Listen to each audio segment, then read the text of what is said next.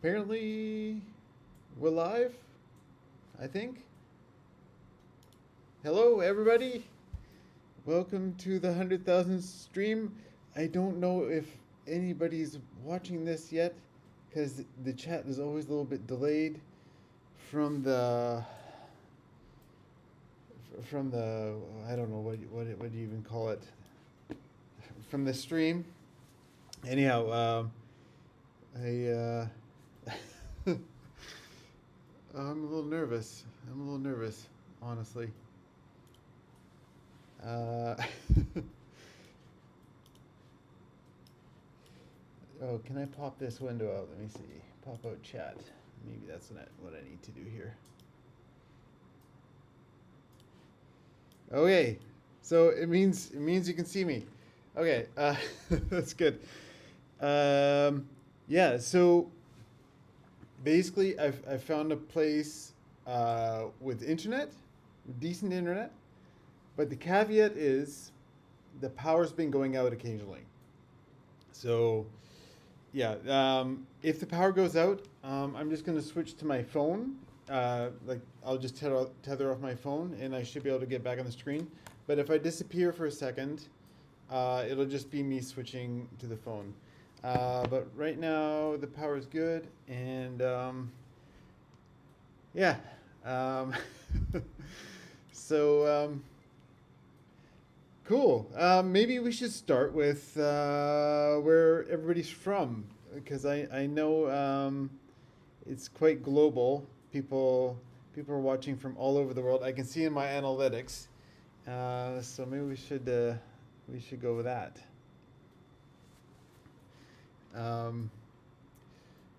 But yeah,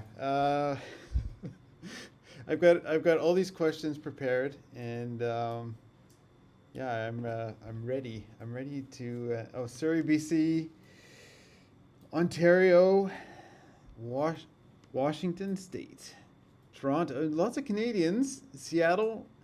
Oh, and the Pacific Northwest. Um, Germany, Calgary, Romania, Brandon, Manitoba, Malaysia. Oh, what time is it in Malaysia? It must be getting pretty late there. Arizona, Sweden, Cork, Ireland. Hey, I was in Cork, South Wales. I was in Wales too. Michigan. I rode through Michigan. Colorado. I went through Colorado too. Austria. No Austria for me. Somaliland. Wow, cool. Utah. Definitely went through Utah. Utah was definitely highlight. Okay, this is a lot. It's going really fast. Switzerland. I went through Switzerland, Scotland, Czech Republic, North Vancouver. Shout out North Vancouver.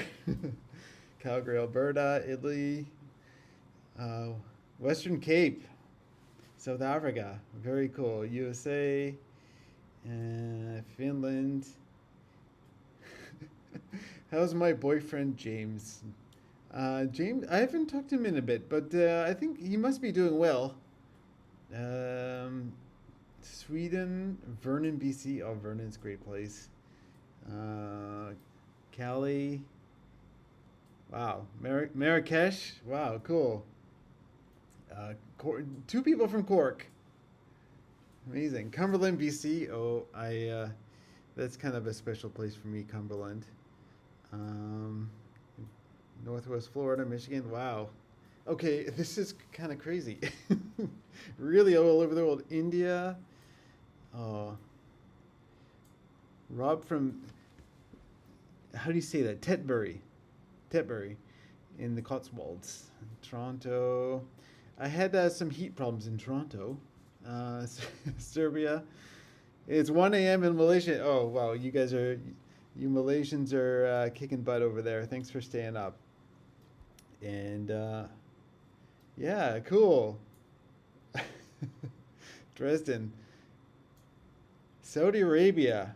That's an interesting part of the world right now. I hope you're okay over in Saudi. Parksville. Parksville's amazing. France. Where was James headed? Oh yeah. So if maybe I'll just answer that quick. I didn't find out how it all went with him after. So after his plan was to go to Morocco as well. So James is the guy who fell off the bridge, and his plan was to go to Morocco as well. But I didn't find out if he did that. Um, and but yeah, I don't know. I don't know if he after the bridge incident, he was like, "I've had enough of this," and went home. I don't know. I don't know. Oh, in Ukraine, I hope you're doing well in Ukraine. Campbell River, man, I love seeing these places from BC. To be honest, BC is such a, for me, it's really home, and also one of the highlights of my trip in BC is just I really, really love BC, so it's really wonderful to see these places from BC. Um, but yeah, um, did you think James was dead when he fell off the bridge? I was really shocked. I was really shocked that it actually happened because I really didn't think it was going to happen, but it happened. And as soon as I looked over the edge, he basically landed on his feet, and he was making jokes right away. So I was really surprised. And then it turned out, yeah, we were really lucky in that situation. And it turned out that the hard part was just getting the bike out. And amazingly, the bike was fine too, pretty much. He just had like a bit of a tweaked rack, like a rack on the back where he's holding his bags. But yeah, straight away, he was on his feet. And I was just shocked. I couldn't, when it was happening, I couldn't believe. I just made a weird sound. I went, look, you know, and then looked over there. Are you okay? And he's like, I'm fine. So, yeah, that was. I'll never forget that moment. That's for sure. So, yeah. Yeah. So I have some questions here. I'll just switch my screen. I'll just make sure when I switch my screen, just make sure you can still hear me, because I'm not sure, like if my setup is right. I think you should still get audio. But yeah, there's been a bunch of questions that I'm going to go through, and then I'm going to keep going back and forth between the chat to kind of do live questions, and then some of the questions that we got ahead of time. So the first one, we'll start with Patreon questions first. So there's just not too many here. So so this is, I think, a pretty common question. I know there's more like this one. So do you think your bike will make the entire journey, or will there be a second bike at some point? So I personally think if there's no incident, so for example, if the bike gets stolen, or there's like a crash, like, or it ends up like at the bottom of a river or something, there's no reason the bike shouldn't make it. Like a bike can be repaired. Like obviously stuff will happen, but a bike can be repaired.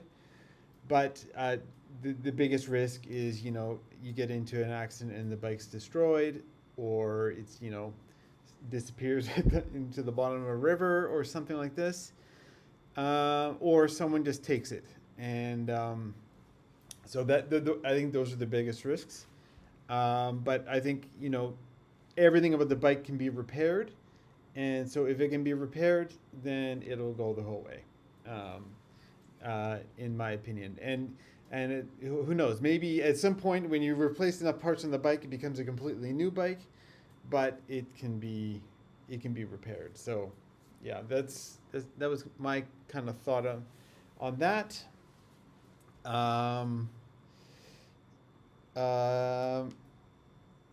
Have you become calmer or more daring during your journey?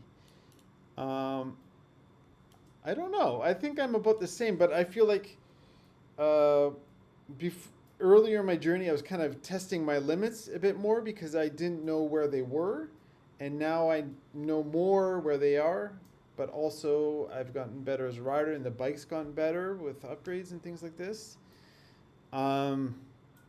But if there's an opportunity to do something I haven't done before, there's a good chance I'm going to take it and learn something new. So that's kind of my philosophy on the thing. Like obviously I don't want to die, but I'm also like willing to try something where I can get into a bit of trouble.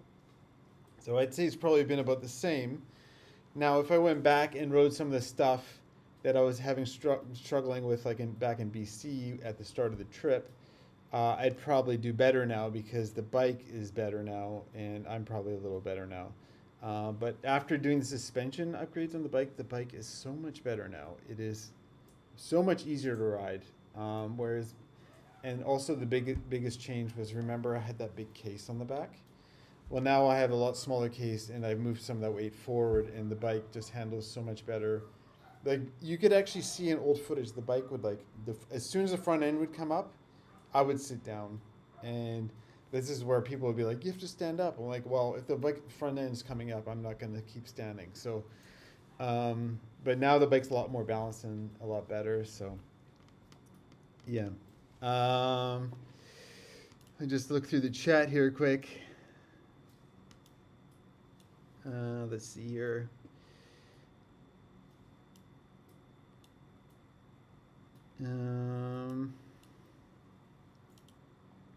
Yeah, people just kind of echoing what I'm saying. I'm glad you guys see it too, because I definitely feel a lot of this stuff I'm like I should have done it from the start, but at the start you don't know exactly what you need, and you just kind of, well, I have to start at some point at some level, and and figure it out along the way, because it's completely within reason to make changes to the bike and your setup along the way. But obviously, if I had the bike I have now at the start of the trip, the start of the trip would have gone easier. But part of it was I just wanted to go. Objectively, I knew I needed to change the suspension at the start of the trip, but I was like, well, it's a kind of expensive one, and I didn't know exactly what spring rates I needed, because when you buy these springs for your bike, they come in like stages of stiffness. Well, as it turns out, for the rear spring, you pretty much buy the stiffest one you possibly can buy when you're doing this, and then the front one, there's a bit more leeway in which one you can choose. But yeah. Not counting your cousin in the Netherlands, who's the coolest, most memorable person you've encountered since the last session, and why? Last session. I don't know what session, but okay. I've been thinking about this, and it's super hard to choose. So I have to shout out like Simone. She helped me take the Beatles shot in London, and she's so excited about the trip and so excited about learning how to ride a motorbike herself and going on adventures like that herself. We still keep in contact, and the other day she was sending me a video of her in Wales on like her second ride on her new bike, and it's muddy, and she is so stoked, and it made me smile so much when she sent me this clip. So I always have to I have to shout out Simone. She's just a wonderful, excitable person to be around. Of course, Jeroen, he helped me a ton back in the Netherlands, doing some changes to the bike. Yeah, it was good to be able to hang out with him too, because he's also got a YouTube channel, so we can like talk shop. I got to mention Theo. He's the one who welded the bike in France when the back was cracked, and he did a really good job, and it's still holding great to this day. Who else? Of course, Jay in Spain. Jay helped me a ton, and he was always like, I'm a terrible cook, and I'm sorry about what I'm cooking you. But you see his kitchen, and it's full of all these cooking appliances, and every time he made something, it was just epic. But he has this very self-deprecating attitude, which I appreciate. But I'm like, it's almost too self-deprecating. I'm like, you can't tuck yourself down so much, Jay. Like you know, you're doing great here. So, and then of course James, who fell into the creek off the bridge. I never forget him or that situation. And then of course Saeed, Saeed at those tunnels, these underground aqueducts in Morocco, and yeah, what a character he was. I really enjoyed hanging out with him, and yeah, I just love that scene where I'm like pointing out like what I'm planning to do on this trip, and he's just like laughing, laughing at me as if I'm crazy or he doesn't believe it or whatever. Yeah, great guy. I love that guy. So, yeah. Let me just look back at the chat here. Um,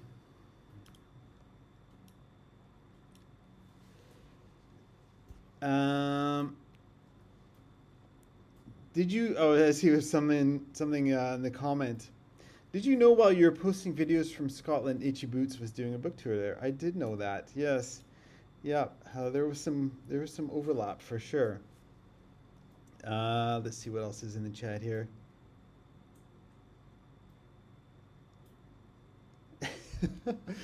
Ross from Toronto here. Wondering, have you met someone that caught your eye and felt regret that you couldn't pursue the relationship? I assume you're talking about like a love interest. No. The problem is like these when you're traveling by motorcycle, the moments are so fleeting. Like you're in and out of each other's lives so quickly that there's like never time to develop a connection. It's just like, hey, it was cool to meet you, and then the next day you're off doing the next thing, and they're off doing the next thing too. So, yeah, there's no there's it's very, I think it would be very difficult on this trip because you're constantly moving and yeah, it's just I would have to be in one place for a long time, I think, to create some kind of connection. Let's see.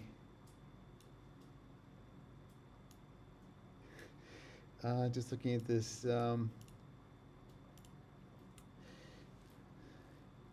There's some French in here in Arabic. Unfortunately, I can't translate. Oh, maybe I can translate. Let me see. Let's see what the Arabic one says. Oh, it's not working. Oh, it's working. Uh, oh no, it's not working. No. Oh, selection not in English. Oh, there we go. Sorry, messing around with the tech here. And then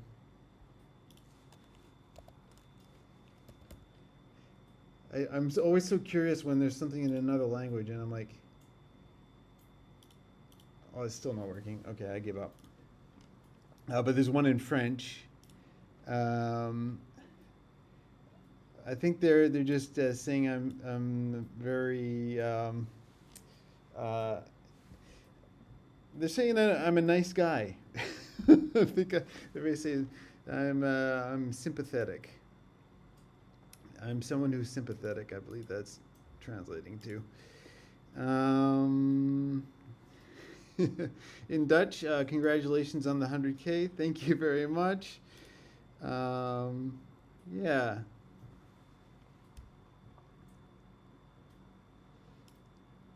How do you manage your time in a typical day? Yeah, sometimes my time is not very well calculated because I often bite off more than I can chew, and then I end up riding in the dark because I'm like, oh, I really want to see this, and I'd rather suffer a little bit and see this, and end up riding in the dark than doing the safe thing and riding home in the light.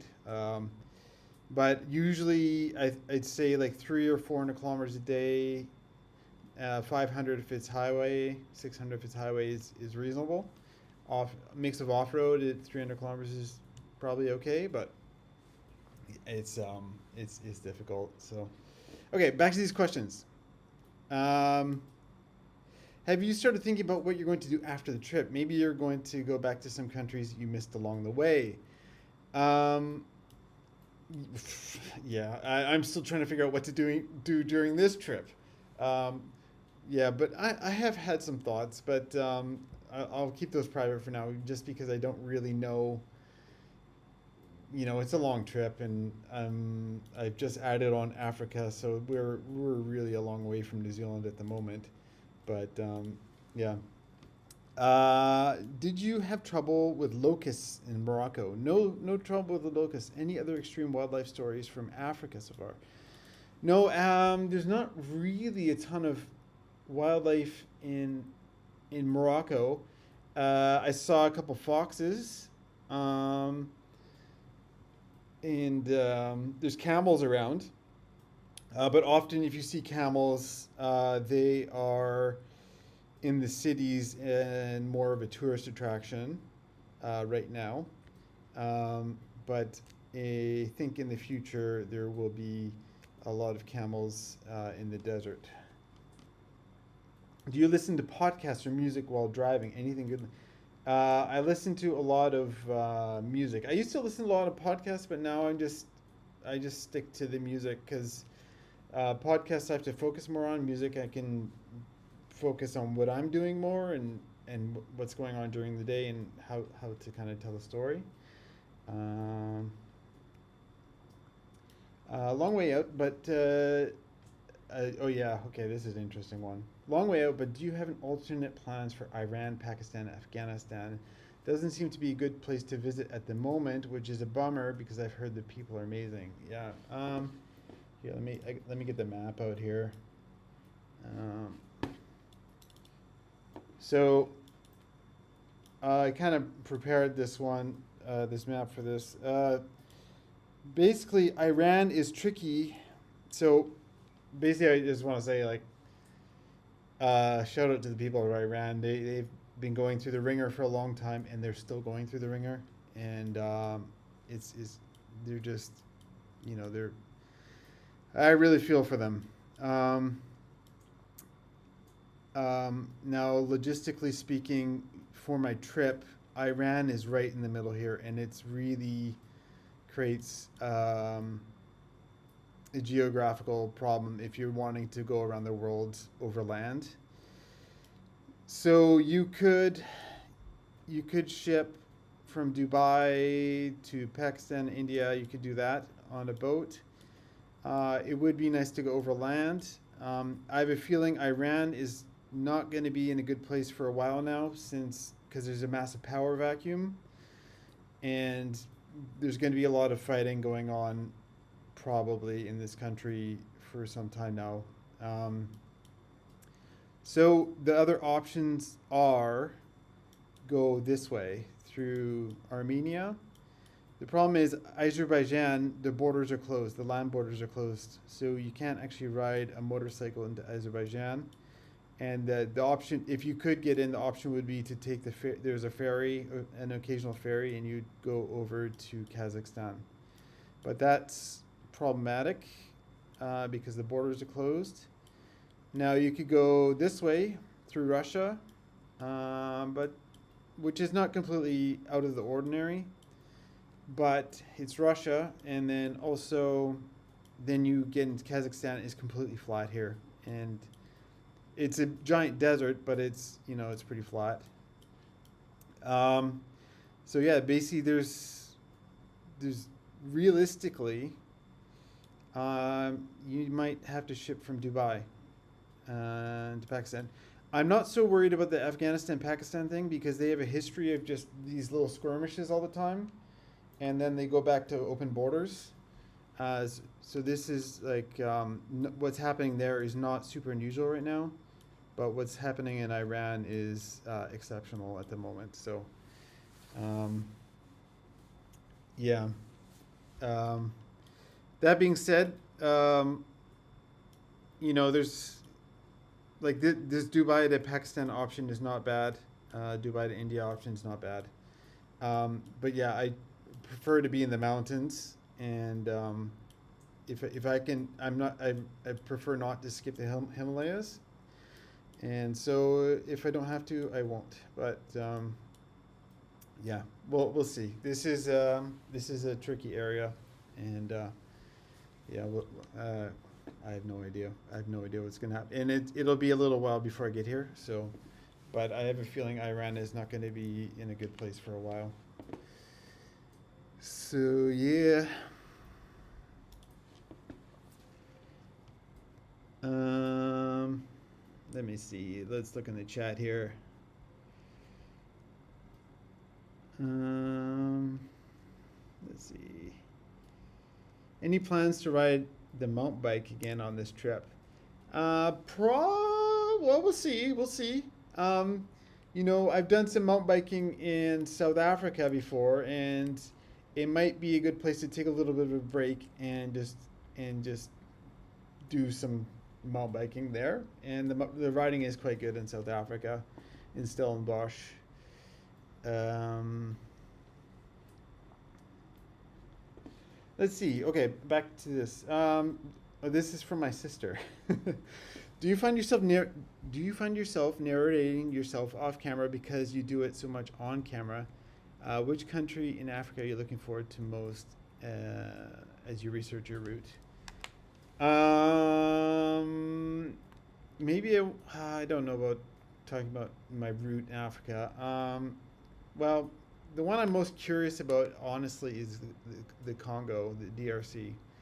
I'm pretty curious about that one, but we'll see what happens. I don't want to make any commitments to my route through Africa because things can happen. Do you find yourself narrating yourself off camera? No, but I do find myself laughing at myself a lot because I do stupid things, and I'm like, you dumbass, that kind of thing. But yeah, I don't really talk to myself so much. I just maybe just laugh at myself. But okay, do you plan to ship the bike back to Canada once the spiral is complete, or will that be the starting point of your next adventure? Yeah, I have no idea what's going to happen at the end. We'll see what happens. Yeah, I have no idea. Your journey reminds me of Ted Simpson's Jupiter's Travels. Have you read it or been inspired by it? I started reading Jupiter's Travels because this is kind of like one of the books. Here, I'll just get this up here. One of the books that here, I'll just bring it up. Jupiter's Travels. But I had trouble getting into it. But this is like one of the original kind of overlanding around the world on a motorcycle books. And wow, look at these prices. Yeah, I have a digital version. I should probably keep trying to read it, but I found it quite like scattered at the start, and it wasn't holding my attention. One I would recommend is Elpis. What is it?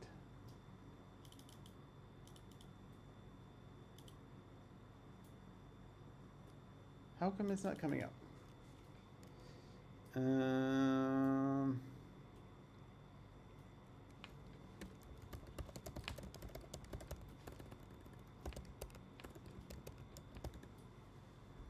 There we go. That's it. This one's quite good. And I think technically she was the second woman to go around the world on a motorcycle. And yeah, I thought this book was quite good. I thought it was quite interesting. And then, of course, I've read this one. I think we all know this one. And actually, I didn't know what to expect when I started reading this book, but she did a really good job, actually. It was really well structured. Obviously, it was written in Dutch and then translated. So I don't know how, like the prose was really good in it, but I'm not sure how much is the translator or how much was her. But the structure is like really compelling and yeah, really good. Let me see, and then the belly of the I think this is it. This is the one I read. Yeah. So this is a guy out of Whistler and Rossland, a Canadian guy, about him traveling with his brother through Africa, and then later on his girlfriend. And I thought this was fairly decent as well. So, anyways, a couple books there for you to check out. But yeah, I'll see if I can get back onto Jupiter Travels. Do you have an everyday ritual on the road? So that's by Dorian on Insta. Kind of. Basically, I try to get all my stuff into my bags the night before. So the next morning I can just put the bags on the bike and go, because it's all.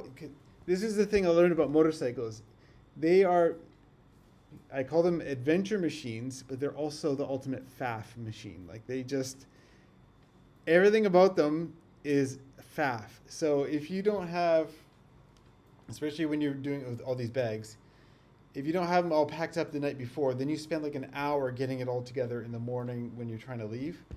And yeah, and so the other thing that makes them faff machines is like when you're putting your gloves on, you put your helmet on, you put your sunglasses on, then you get your keys in the ignition, you start the bike, and then you realize, oh, I forgot to put my hearing protection on, and then okay, the helmet has to come off, sunglasses have to come off, the gloves have to come off, and yeah, they are the ultimate faff machine. But in the end, it's worth it. So.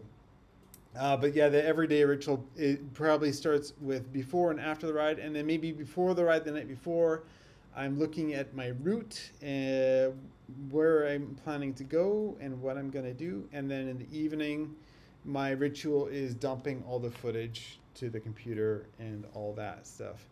Oh, someone says, what's FAF? Basically, FAF is all this stuff that you just kind of have to deal with that is like somewhat kind of unimportant and annoying, and maybe someone can translate that a little better. But yeah, FAF is just like a lot of just messing around, and I guess that's, let me see what the dictionary definition is. Spend time on unnecessarily complicated and time-consuming actions. That's FAF. So,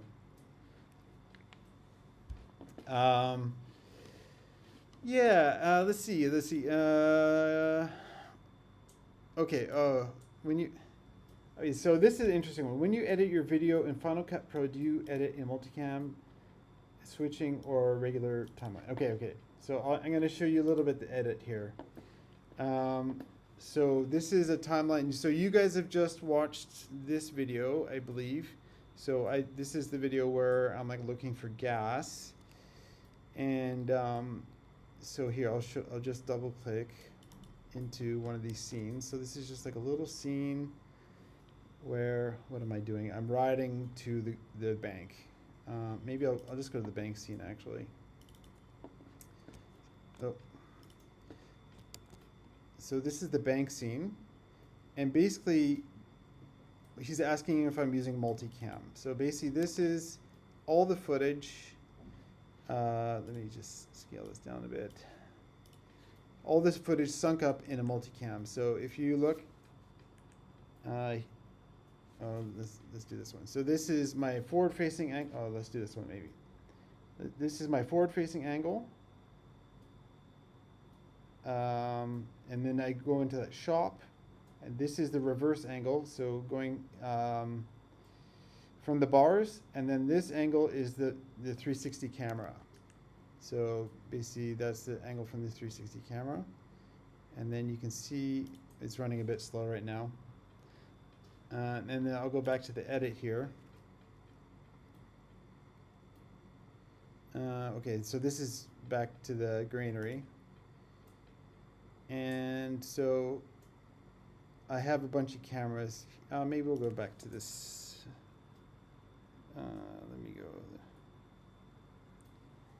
We'll go into this one here. And what are we doing?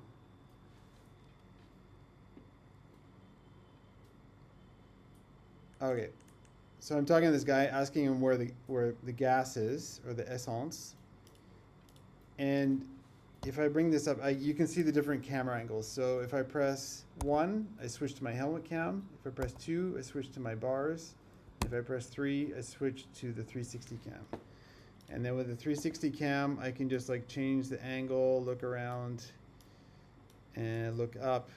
Yeah, I can just spin it. I can zoom in, kind of thing. And so this makes it a lot easier to edit because everything's in sync. And then I'm just switching between cameras to be able to create the story. And yeah, basically, if I didn't have multicam, it would be a real pain in the butt to edit. It would be super painful. So yeah, so basically that's it. But yeah, yeah, and then yeah, like I said before, like, so if you look here, this is the 360 footage. If you go here, this is my phone footage, and then I had a mic on him, so there's no video for that, but I have a mic on him, so I can basically get the mic synced up with the footage and the 360 cam. And then there might be some drone footage in here too. Oh, maybe no drone footage in this video, but yeah. So yeah, that's how that works.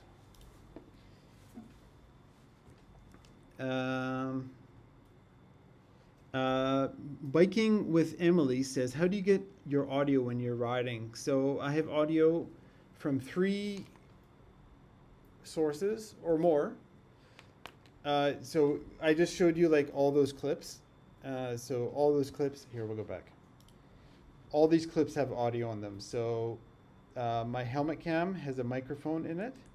So that will have its audio. The bars will have audio, which I don't use that much, but occasionally. And then the 360 will have audio, and then the phone. So each camera will likely have its audio, and then occasionally I'll use an external audio recorder just to get audio of someone that is in the video. So let's see.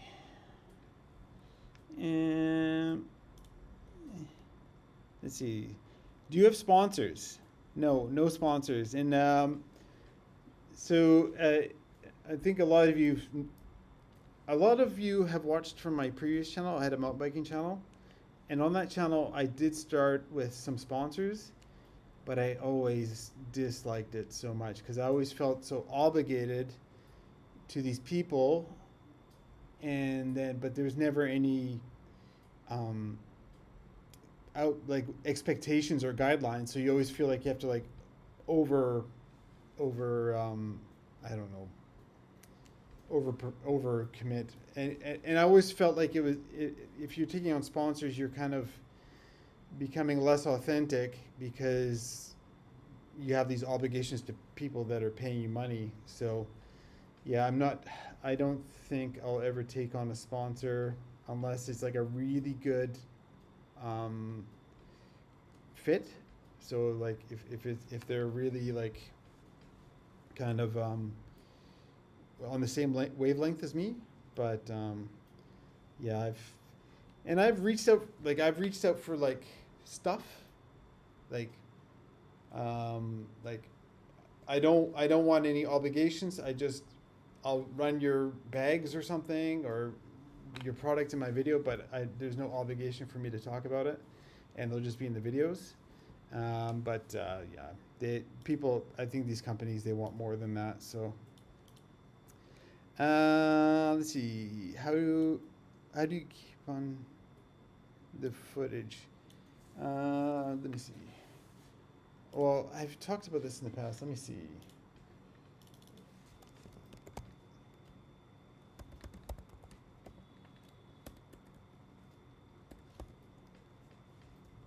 Let me see here. So, oh, the price has gone up. Oh, that's because it's the second generation one. Okay. Yeah, the price has gone up on this by a lot. So basically, I store all my footage on this thing. So there's like 12 little flash drives in this, and everything goes on this whatever it is. NAS. It's called a network attached storage, and yeah, so it has like a. If I if one of the drives in this fails, I don't lose everything. Yeah. Anyways, it's super nerdy stuff. And then the battery. I've got one here. So this is, what is this?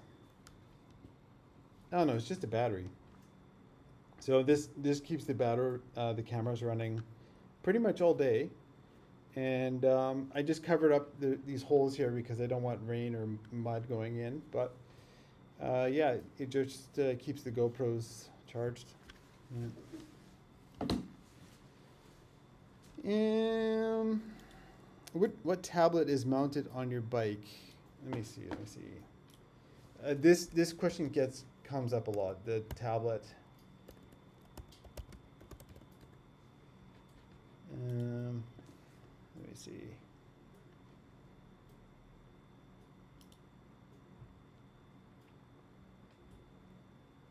Okay, they have a new model now.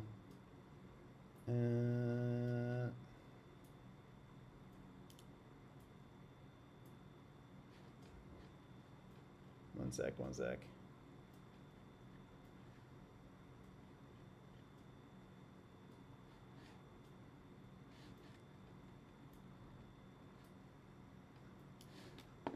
This thing, it's called a Carpe Eater. It's a Czech company. Basically, it's just an Android tablet that's kind of been beefed up. And, this thing, it looks like they have a new one now, but this thing is kind of, this tablet's like really quite old tech. But the reason I bought it is that if you look here, basically the mounting system is really good. So it will lock, like you can lock it to the bike, which is important. Or at least I thought was important, because I don't want people to take it when the bike's parked. And yeah, and then also you don't want it falling off while you're riding and have it run over or whatever. So it's never fallen off or anything like that. And so that's the main reason. The thing itself is kind of slow and a bit of a dinosaur. And actually, when it gets really hot, it starts overheating. And actually, I've had issues with this charging cable. So there's like something in this cable that will convert the voltage from 12 volt to 5 volt. And then that thing in the cable died, so I had to jerry rig something else to make that work. But yeah, no, it's been on the whole it works. On the whole, it works. But there definitely could be some improvements. So maybe that new one will be better. Let me see. Let's look at the chat here. Oh.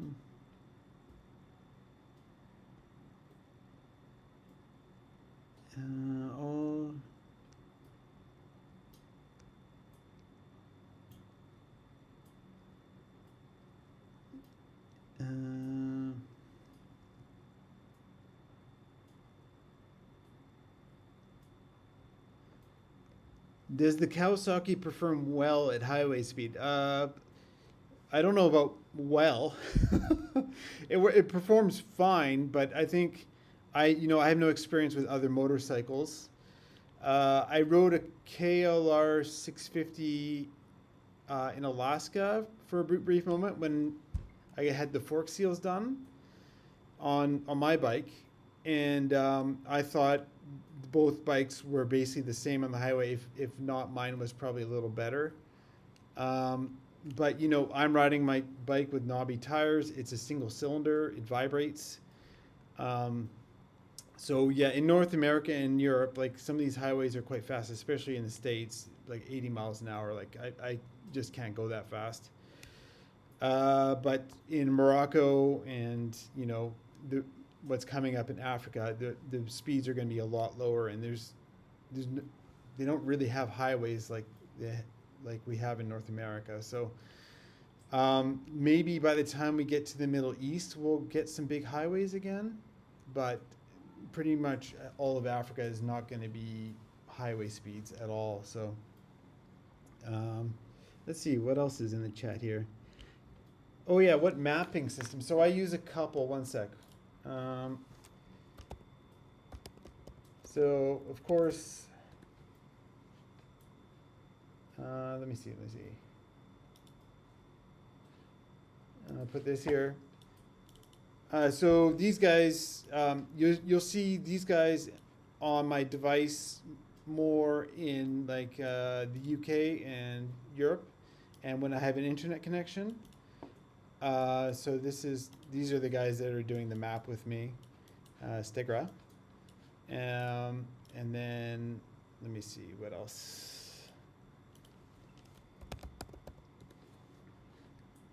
And then I'll use Osmond. So there's not even a screenshot or anything here. I'll use Osmond for navigating when I don't have an internet connection because it supports offline routing. And in Africa, you often don't have a signal and you need offline routing. So basically, oh yeah, there's some screenshots. So yeah, so I'll use that, and then I'll use Google Maps if I'm just going to be on the highway, because it has traffic data. So yeah.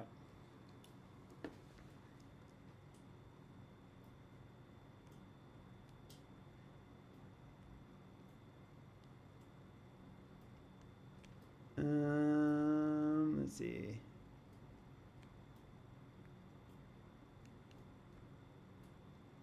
Someone's asking about visas. So like for Morocco, I don't need a visa for Morocco, and I think most North Americans and Europeans will not. And then Mauritania, which is coming up, you need basically what's called an e-visa. You just apply for that online. And then after that, I think Senegal, no visa. The Gambia visa. And then once you get more into Africa, like the Guineas and stuff, then you got to start applying for visas. Sierra Leone, Liberia, like pretty much every country you need a visa. So I should explain what a visa is. A visa is basically just a piece of paper that says you have permission to enter a country. That's basically what it is. But yeah, for Morocco, you basically, if you show them your Canadian passport, they're going to let you in pretty much.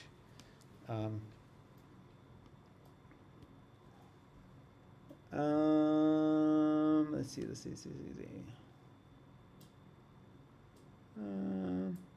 Let's see what else we got here.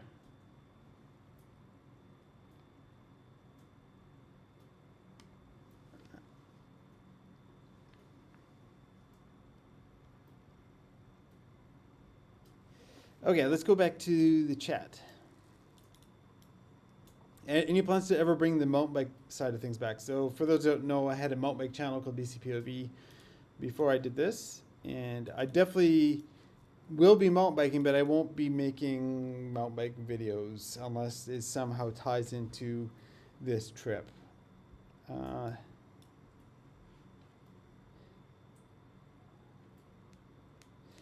Favorite food so far, because we already answered that one. I like the tagines in Morocco are really nice. Basically, that's these like, they basically have some meat and vegetables. Here, let me just get a picture. One sec. I haven't really showed, I showed a little bit in the videos, but not too much.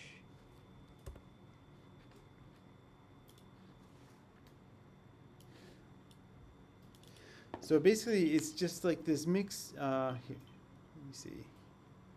I just kind of want to show it. So basically, it's a bit of meat and maybe couscous and veggies, and then you have this basically lid. Maybe this is better. This lid, and basically they steam this for a long time, like all day, and then they bring you this whole thing to the table, and then they'll take the lid off, and you got this beautiful meal in front of you. They're actually really nice, and they're, of course, lots of different things inside. Like obviously you got dates in this one, you got chicken and olives, and yeah, they're quite nice. And then of course in Morocco, Uh,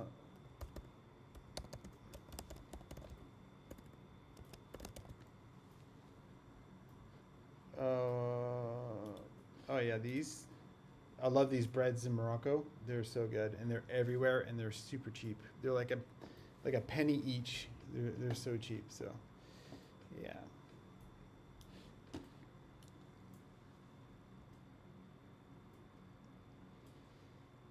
Oh, so people asking who Jess Aslan. She's the one who's going through my comments. She's the ray of sunshine.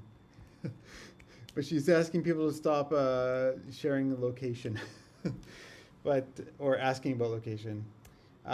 You can ask all you want, but my location is private. So, okay. Let's see. Do you do a lot of exploring off camera for your own enjoyment? So on my off days, so like my days I'm not riding often, I'll go get groceries or I just have stuff I need to do and go out and do, and so I do get a bit of that experience. But usually when I'm not riding, I'm working most of the time, and yeah, the my off days are not usually super exciting. Can you? We've already kind of answered this. What are we doing after New Zealand? I have no idea. Uh, do you think the bike will make it the whole way? Oh, so I already answered that. Do you ever think about getting a bigger bike?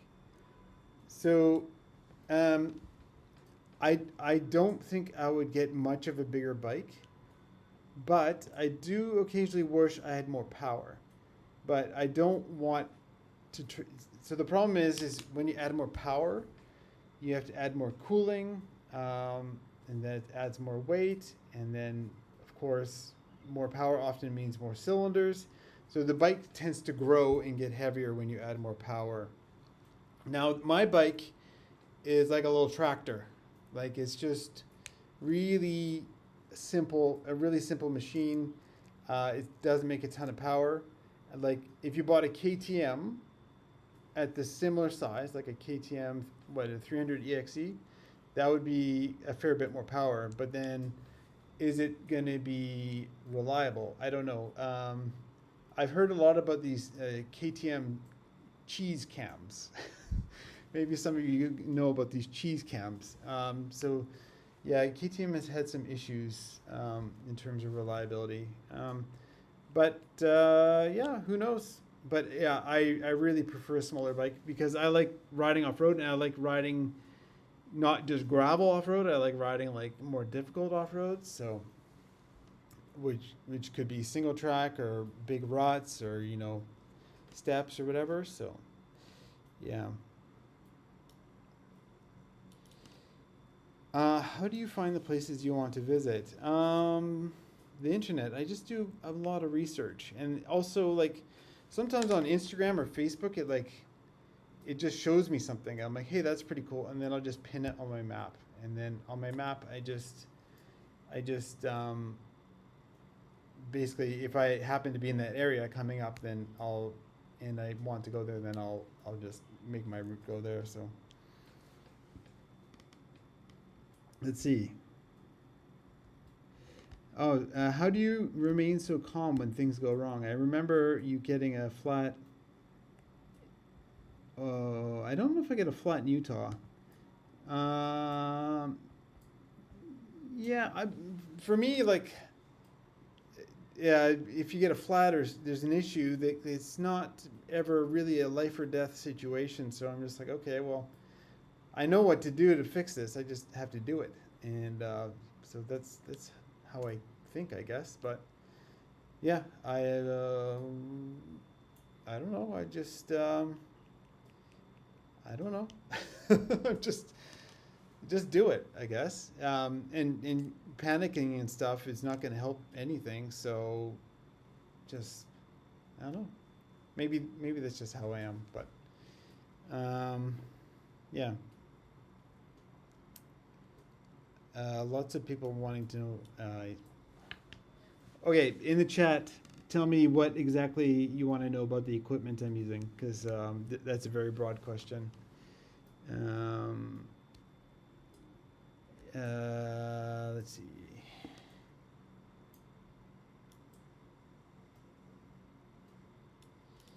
And are you satisfied with your current bike setup? Yeah, it's quite good actually. Especially since I did the suspension, it's been really good. Yeah.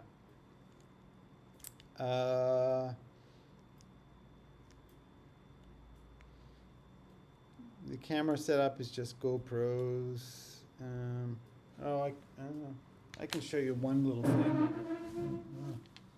So my GoPros are connected to this thing. So this is called a remote, and it is kind of a piece of garbage, to be honest. But it does. I did get it to work eventually. But basically, when I press this record button, both my GoPro, my helmet, and the bars will start recording at the same time. And so that's really handy. So I'm not like constantly turning them on and off. I can just press this on without even taking my hand off the bars. So it's quite nice. So yeah. Let's see. If you were to switch bikes in the future, what would you choose? I have no idea. I'm already mentioning KTM. What is Robert Baldinger? Right, he's got that like AJ. Robert Bald.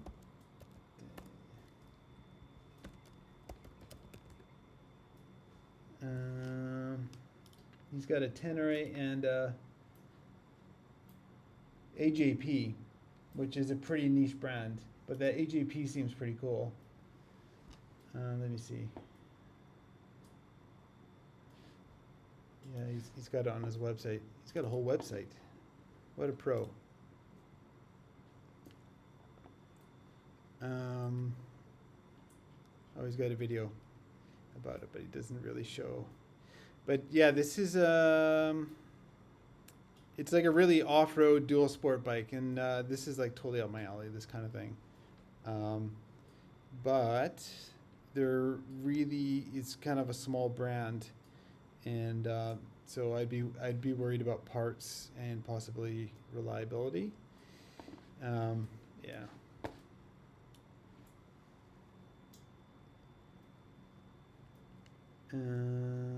Let's see.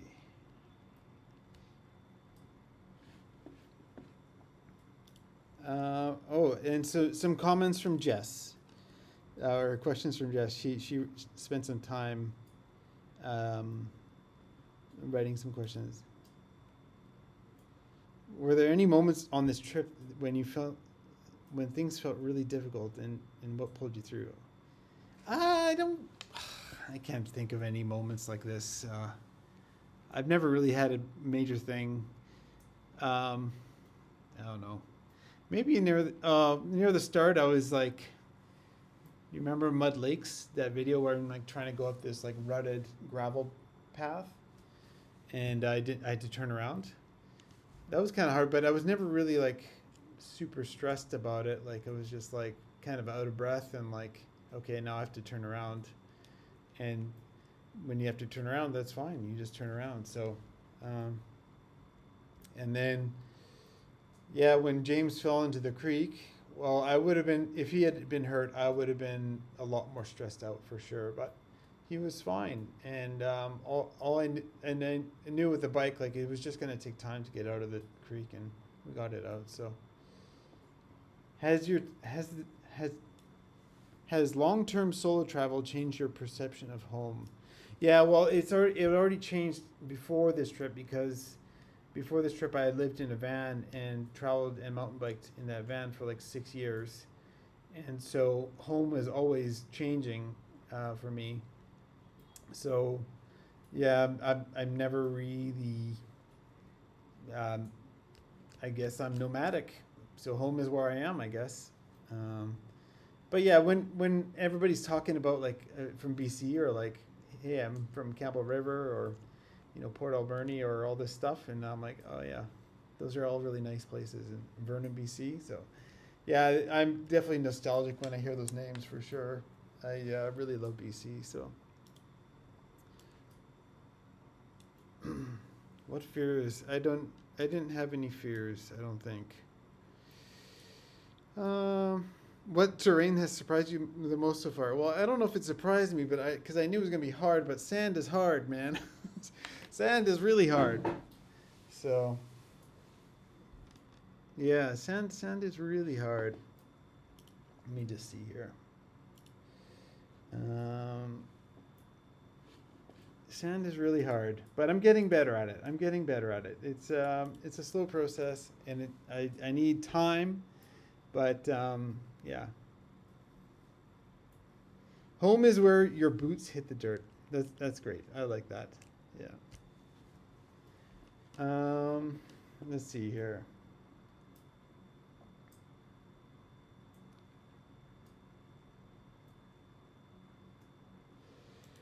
Let's see.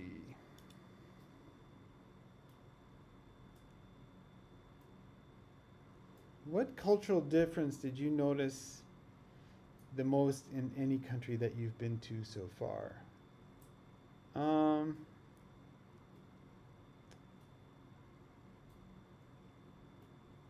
the chat is still going. I'm just looking at my feed here, and it looks kind of delayed, so I'm not sure if the chat, if this live stream is going okay, but I'll just keep going.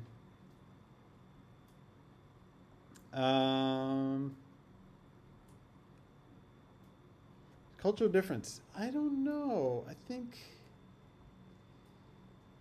I find, yeah, I don't know.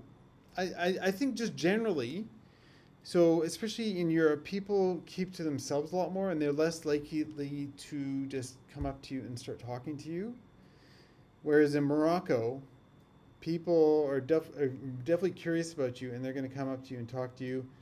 Okay, maybe sometimes it's like they are they want to, I don't know, sell you something or something like this. But often people are just curious and just super friendly. And I feel like in Europe and North America as well, people keep themselves to more.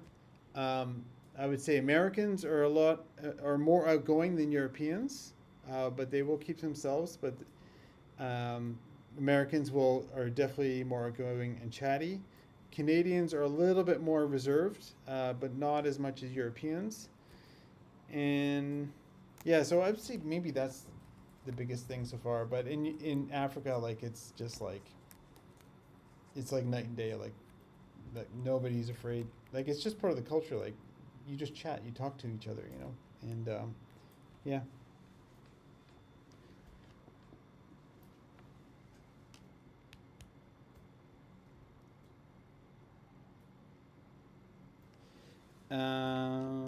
Let's see. I'm just gonna just message Jess here because I want to make sure this live stream is going well.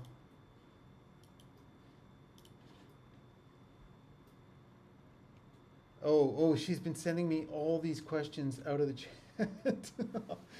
Oh, thanks. Let me see.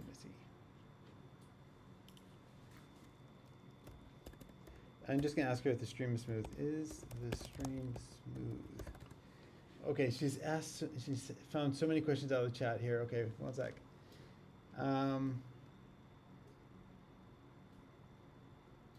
How long has it been since you started the trip? It's been started in July 20 July. Does that make sense? I guess so. July 2024. Does that make sense? Or is it 25? I can't even remember anymore. It's been basically a year and a half, I believe. I'm pretty sure. Right? Oh, I can't even remember. Where does una moto come from? So una moto is basically Spanish or Italian, which is a bit ironic because I don't speak either, for one bike, one moto.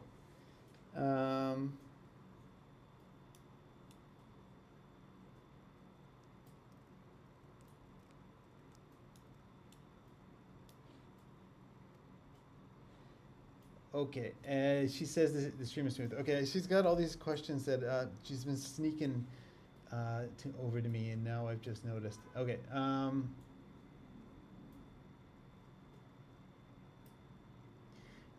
One of the benefits of a long motorcycle trip is usually disconnect from social media, as you have made a living off of it.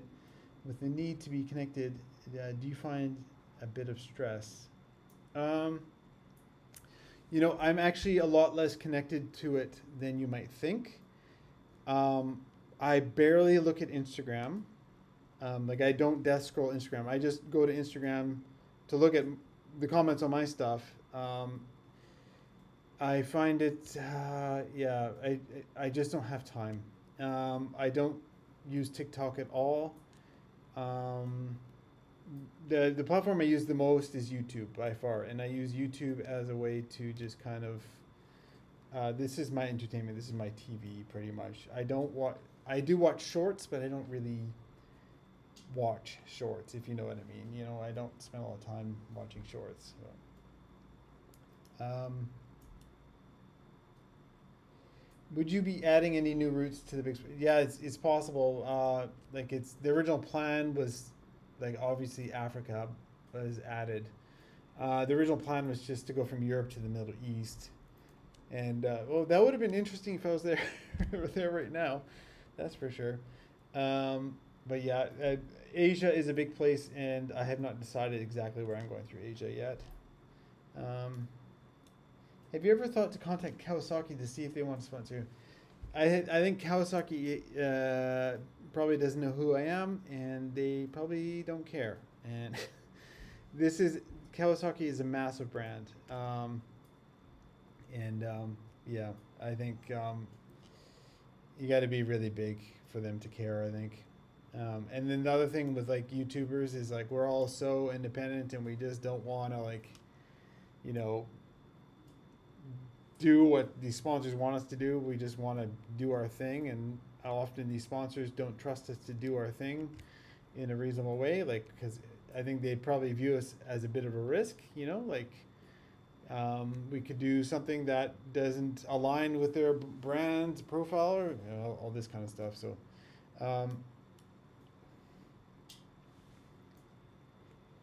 how much time have you allotted to your world tour, or is it open? It's very open-ended. Let's see. Yeah, let me switch this to the big one. Who inspired you to take this journey, or maybe what inspired you to take this journey? Okay, this seems like a good opportunity. So, let me see.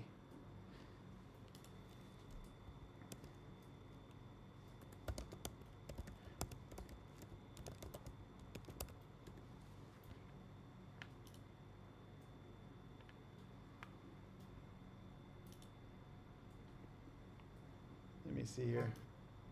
Now let's have a look.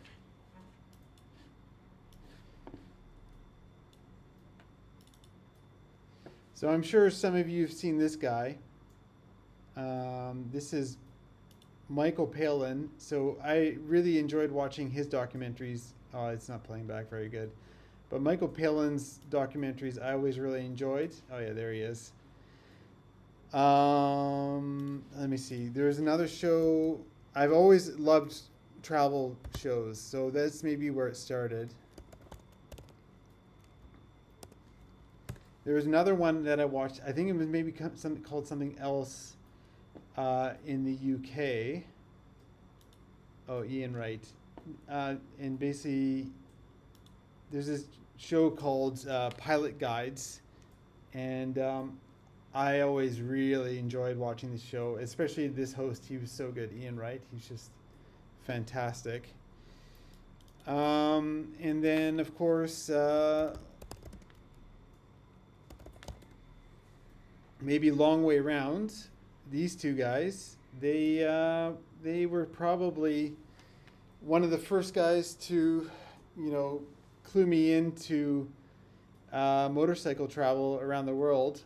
And this Long Way Round. Oh my God, this scene here. Let's see if I can get this to load up. They're in Ukraine, and this guy's holding AK-47 and a guitar. Even Ewan's like, "What is going on here?" And he starts singing a song, and come on, this is just amazing. And so, yeah, ever since I saw this show, it's just like, you know, this is just fantastic. This is absolutely fantastic, you know. So, and then it would be remiss of me not to mention this lady. She's she's pretty awesome, and definitely made it seem like it was possible. And then this guy, I really like this guy. He's doing things with mini Jeeps now, but he actually did a lot of stuff going on like a Honda C90. And so when people ask me, when people ask me, don't you wish you had a bigger bike? And then you see this guy, and he's doing it on a Honda C90 in the winter. Come on. I don't. You can do it on literally any bike, and you'll make it somehow, you know. So, yeah.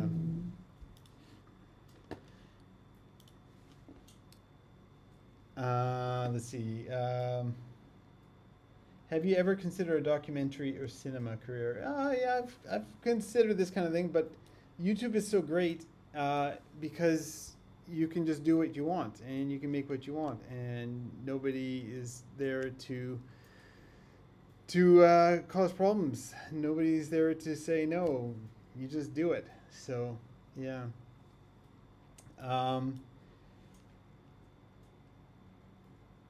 It's been a long time since you left home. Don't you miss your parents or your family?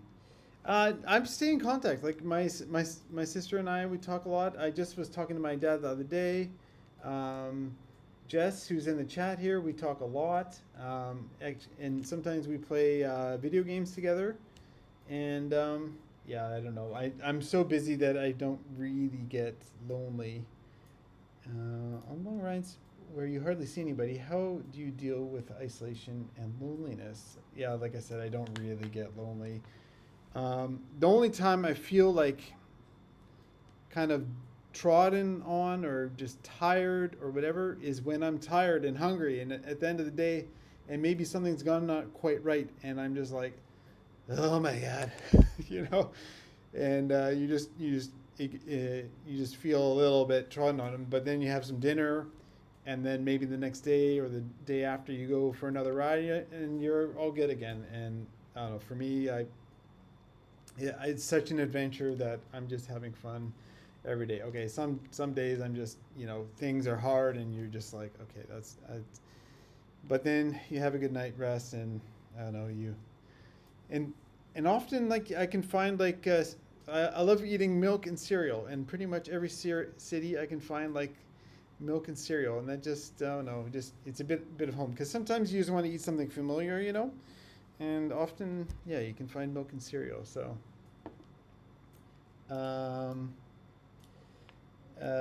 let's see.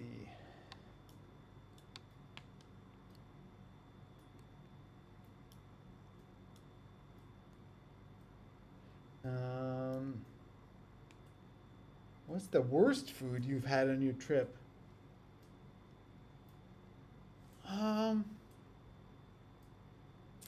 Oh, there was something, but I can't remember. But if I can't remember, it can't have been that bad. Oh, let me see. Any plans to see China? Yeah, like, that's I kind of have to see China. One sec. Let me see. One sec. I'll explain the China situation to you.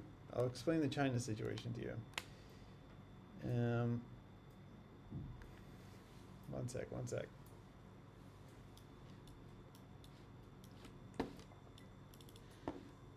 Okay, so China is, unless I take a boat, there's no avoiding China. That's because Myanmar is in a war right now, and it's basically closed, except for maybe this corner here. So there's no way to get to Thailand without going to China. unless you take a boat. So China is very likely to be in my future. The actual route, I have no idea yet, but China will definitely be in my future at some point. I'd love to go through Myanmar, but they're they're they're fighting there, so yeah, can't really do that. Oh, sorry, screen share is not working. One sec. Sorry, my apologies.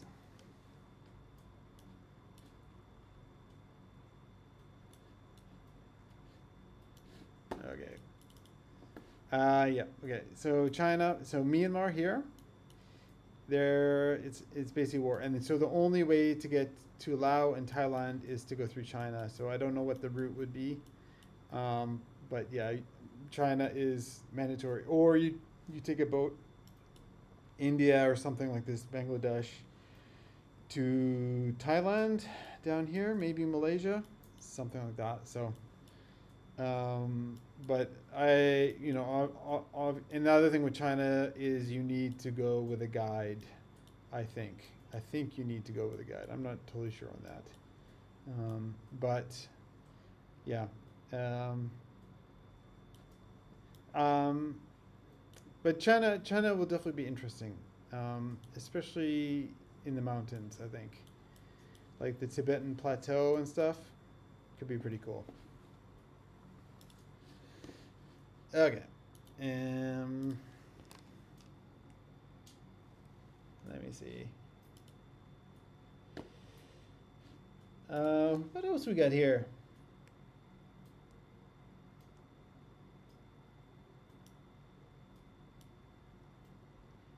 Someone asks, are there rainforests in Africa? I would say, I don't know. I guess there's Brazil. But Africa is the rainforest of the world, I'm pretty sure. Though I guess, yeah, Brazil, pretty famous rainforest, just across that region of South America. But Africa is like, yeah, the Congos. This is like insane rain, super green. Yeah, this is the rainforest. Any thoughts on doing a more extended tour of Africa when all this is said and done? Yeah, I have no idea what's going to be, what we're going to do after.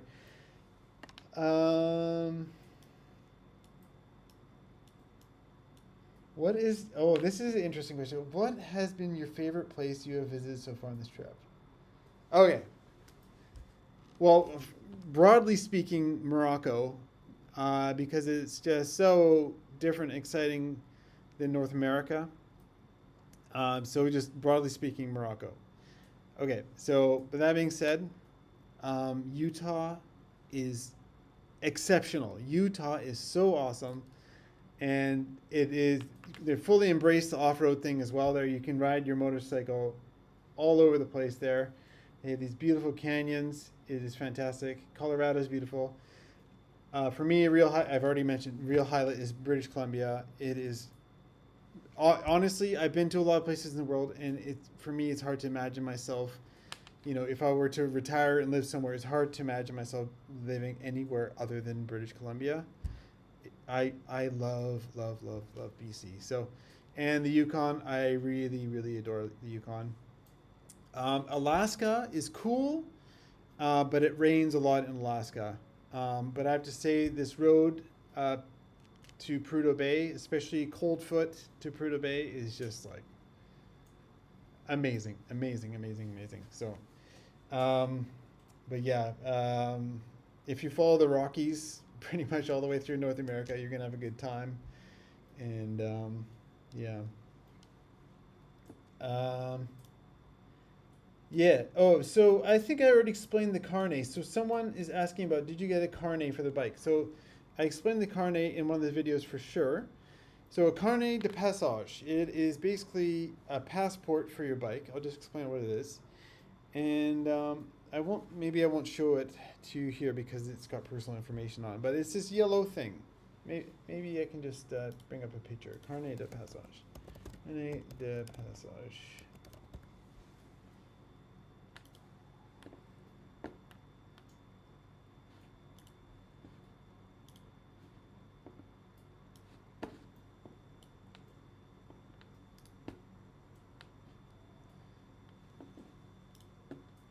Oh yeah, so this is basically a carnet de passage. It's basically a book. Mine has 20 pages in it. That's the biggest you can get. And basically what happens is when you enter a country, they're going to tear out a page. So not every country uses these, but a lot of them in Africa do. So they're going to tear out a page, and when you leave the country, they're going to tear out another page. So basically they have a document, a record of this bike entering the country and leaving the country. And to get one of these carnets, you have to put down a deposit. So basically this deposit is basically the insurance to the car club. So you get these through like car clubs. So I got mine through the Czech car club. You can get them through the UK, Swiss, German. And basically you put a deposit down.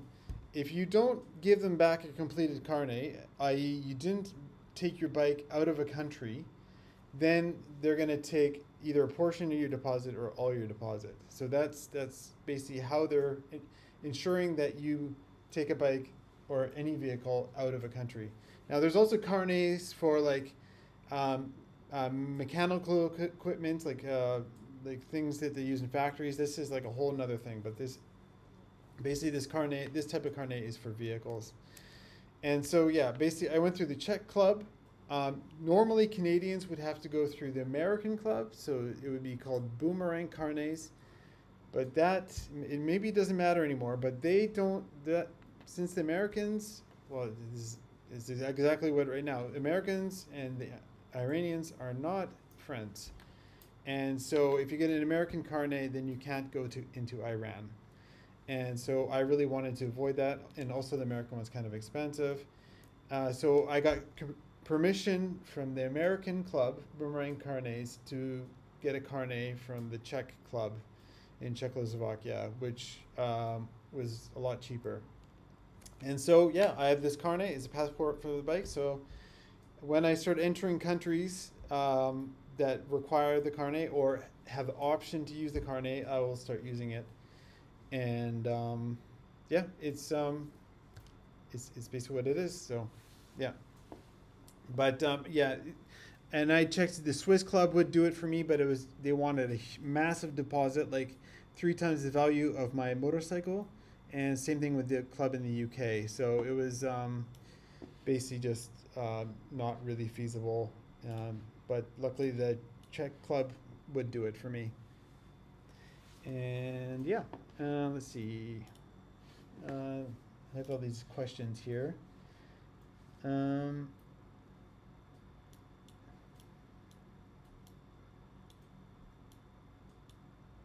How do you keep cameras from getting stolen when you stop?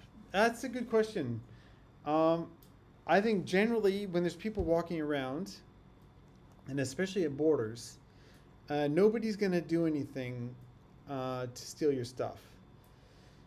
That being said, I'm still a bit paranoid. So often, like if I'm going to walk into a shop and I know I'm going to be in there a while, I'll just take the cameras off the bike and I'll put them in my pocket, or I'll put them in my my tank bag, and I'll just put them in my tank bag and then bring the tank bag into the shop. My back case locks, so that's no problem. And then the side bags I have on my bike, well, there's not a lot of valuable stuff in there other than like clothes. So yeah, but I haven't had anything taken from me yet. I think in Colorado, I was at a hostel. Do you remember I had my battery broke in Colorado? And I had to wait at this hostel for a couple of days while I got a new battery shipped to me. And I think I was just in a hostel, you're in a room with like 4 or 5 other people, and I think the other people left, and they just picked up my bag and took it. And not because they wanted it, but they thought it was theirs. That's my assumption. So at some point in Colorado, I had to buy a new pair of pants because I lost the legs of my pants because I have like these detachable legs on my pants. So yeah. Um, let's see. Have you had any really bad crashes or injuries? No, I've not really been injured. I've only kind of like had little scratches and stuff. I've been fairly fortunate. And these crashes I'm having is usually just like I'm going pretty slow anyway. So maybe the closest call was like was it Idaho? I got my foot kind of stuck between a root and the bike, and then after that I was like, okay, I've had enough of this. So I'm gonna go back. What? Someone's asking about the black box on the side of my helmet. That's the battery for the GoPro. How many kilometers on the Moto now? So we just hit 40,000, and actually, here I'll just show you this. So for various reasons, like so the bike hit 40,000, but here it still says 35, and that's because basically, like everything I ride is not exactly, there might be some stuff missed, and then also on my off days I'm like, I don't know, I'll just go ride to the grocery store, so I'm losing some stuff. And so, and then also like this offline, like this, basically I'm using Steger's routing here, and basically it'll shortcut a few things. So basically I'm asking them to give me like a multiplier so I can make this number closer to real life. And then if you go to the specific episodes, there'll be like the actual number that this line is. But yeah, I'm asking them to make this number more accurate because I'm at 40,000 and not 35. And then the axe will have this multiplier as well, because just basically this is the way technology works. Like it's not gonna show exactly what happened. If people ever want to know where I've been, they can see. So, like I know a lot of people asked about this canyon. Where is it? Oh yeah, here. So that canyon, this unbelievable canyon, it goes on for like 40 kilometers in Morocco here. And yeah, you can see exactly where I went. And so if you click on that line, you can see that's the video 136. And yeah, that canyon was, that was a good day for sure. So,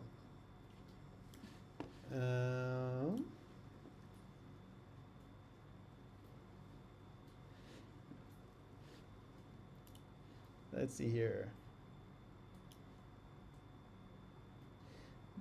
Jess is still sending me so many questions from the chat.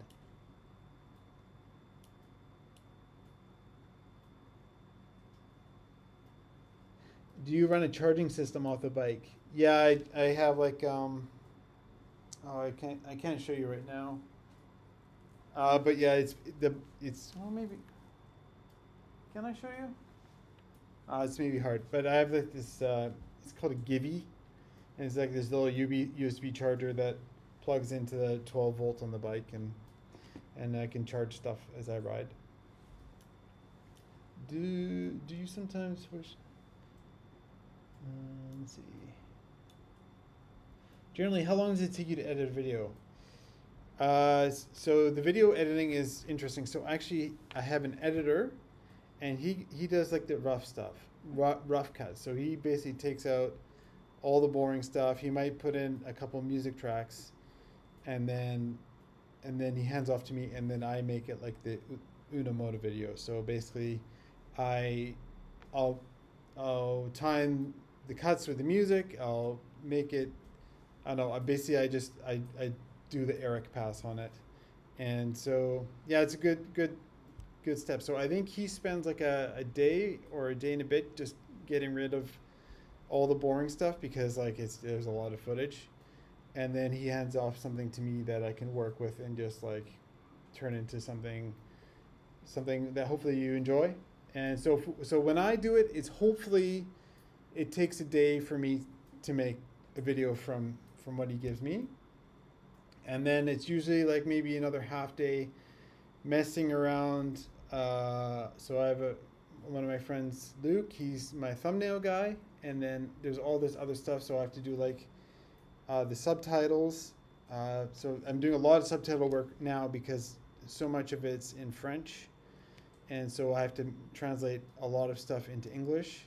And then I'm also doing captions, so in English, so for the whole video, which takes usually an hour or two. And then there's all the YouTube stuff, like setting up the YouTube video and all this stuff. So yeah, I usually spend about a day and a half on the video.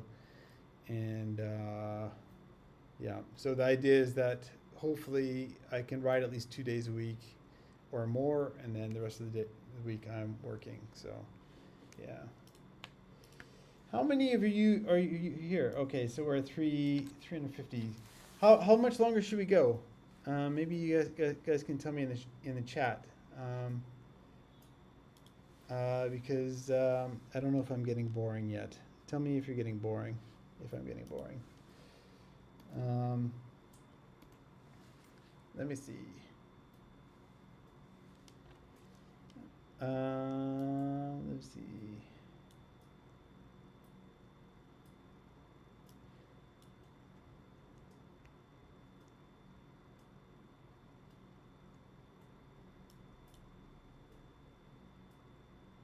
How do you find and book places to stay? So right now I'm in Airbnb because I'm staying where I am for a little bit longer. So usually if I'm going to work for a few days, I'm going to get an Airbnb. Otherwise, I'll just find some, let me see, some hotel. So I might use Google to find a hotel, but also I'll show you this.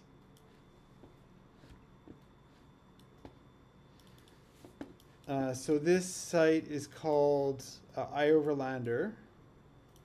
And so basically, this is a great site if you're doing what I'm doing. Basically, it's like a crowdsourced site for stuff all around the world. And nothing's loading up for some reason.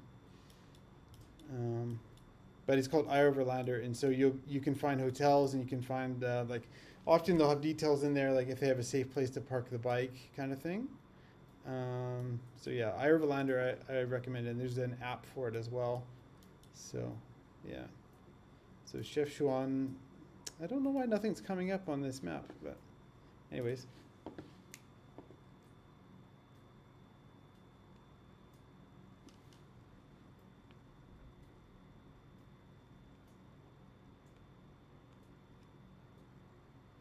Let's see. Do you ever get scared following someone, like into the depth of caves?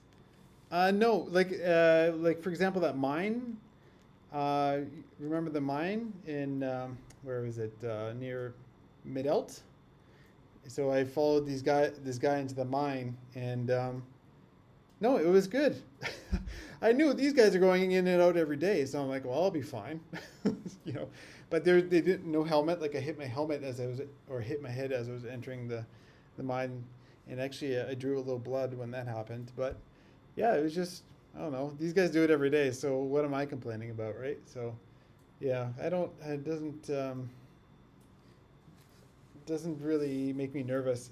It was more uncomfortable because I was surprised once you go in there, it gets kind of hot. I was like, why is it so hot in here?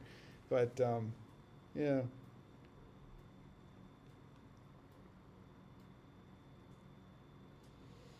Okay. Why are there so many cats in Morocco? Yeah, I don't know. Why are there so many cats in Morocco? I feel like cats and like is kind of intertwined with this kind of desert region. Like if you think about Egypt, like it's really like they literally made the Sphinx. And so obviously cats are somewhat important in that culture. So I have no idea why there's so many cats in Morocco, but maybe there's lots of mice and they want to get rid of the mice. I have no idea.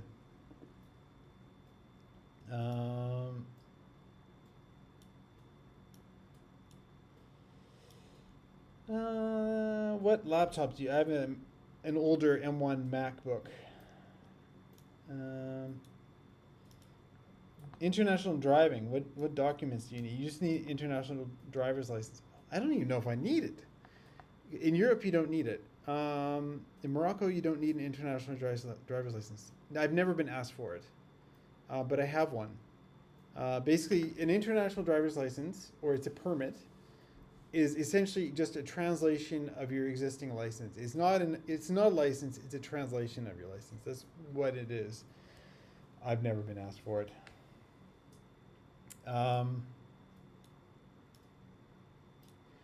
Do you carry your own device for uploading data content? Yeah, basically, right now I've got internet connection, but I do use like my SIM card, and so when I went into Morocco to get that SIM card, I asked for like the most amount of data I could buy.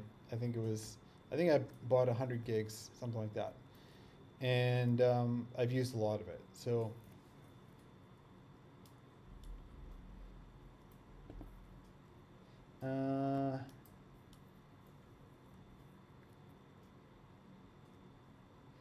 Do you regret not trying to retrofit the other headlight that originally came? This is such a niche question. Okay, so if you remember, this is like the second episode. I'm impressed. Okay, so when I'm in the very first, second episode, third episode, I'm like putting this kit on my bike. So it's the gas tanks and the front fairing, and I bought the 2024, and this kit is designed for the 2023 and older, and the 24 has a new headlight. And they're asking, why didn't I try to fit the new headlight onto this old kit? Well, the old kit is very specific to this old headlight, and so the old headlight is shaped like this, and the new one is shaped like this, something like that. So it was never going to fit, and even if I cut a hole to make it fit, it would just look hideous. So for me, it was the only option was to buy an old headlight and fit it on the bike. What's my daytime job? My daytime job is riding a motorcycle and making videos about it. Do you try to maintain a regular fitness routine to offset the long days on the bike? No. No, I don't. I have no time for that. I think I have a bit of fitness left over from mountain biking, but you remember the video I did in Germany with Matcha? We went mountain biking, and my hands could not hold on nearly as long as he could. And so I've definitely lost a bit of that fitness, but I can still go walk and hike and stuff. So what repairs will you not attempt by yourself? That's an interesting question. I don't know if I would do like a full engine overhaul just because I don't have the tools. I would probably need a shop to do that.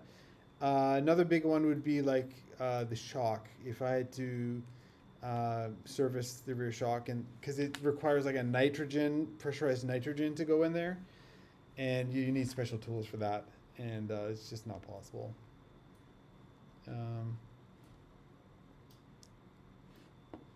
Oh, there's a question here. Does the riding instructor you had follow the channel? I'm not sure. Lee. Lee, hi Lee, if you're watching.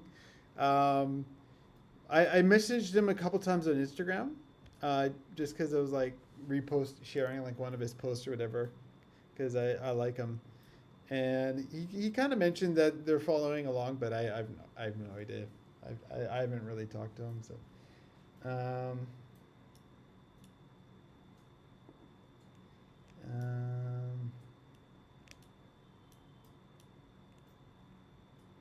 Which countries are your top 3 landscapes and culture?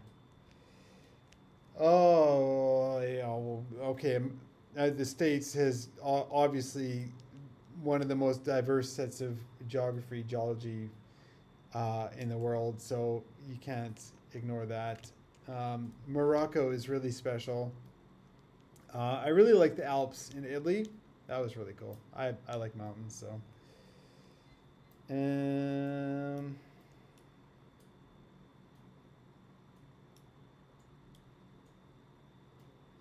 have you considered installing an HID aftermarket bulb for your headlight? Yeah, I have a LED bulb in my headlight, so it's quite good. Um, have you had any problems with animals? Just these dogs that chase me, and I've kind of realized that it's the herding dogs that chase you. So it's these dogs that are like just hanging out with their goats or sheep or whatever, and they don't like you because they want you to get away from their goats or sheep, so they start chasing you. So that's the ones that um, they never bit me, but they actually do make me nervous because I'm like, I don't need to be bit. I'd prefer not to be. So, yeah. Um, but actually, in Morocco, like if they're not these herding type of dogs, then they are quite docile and actually probably a little bit afraid of humans. Um, uh,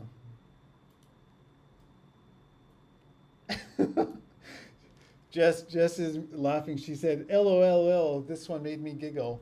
How come you're so handsome?" Yeah, okay.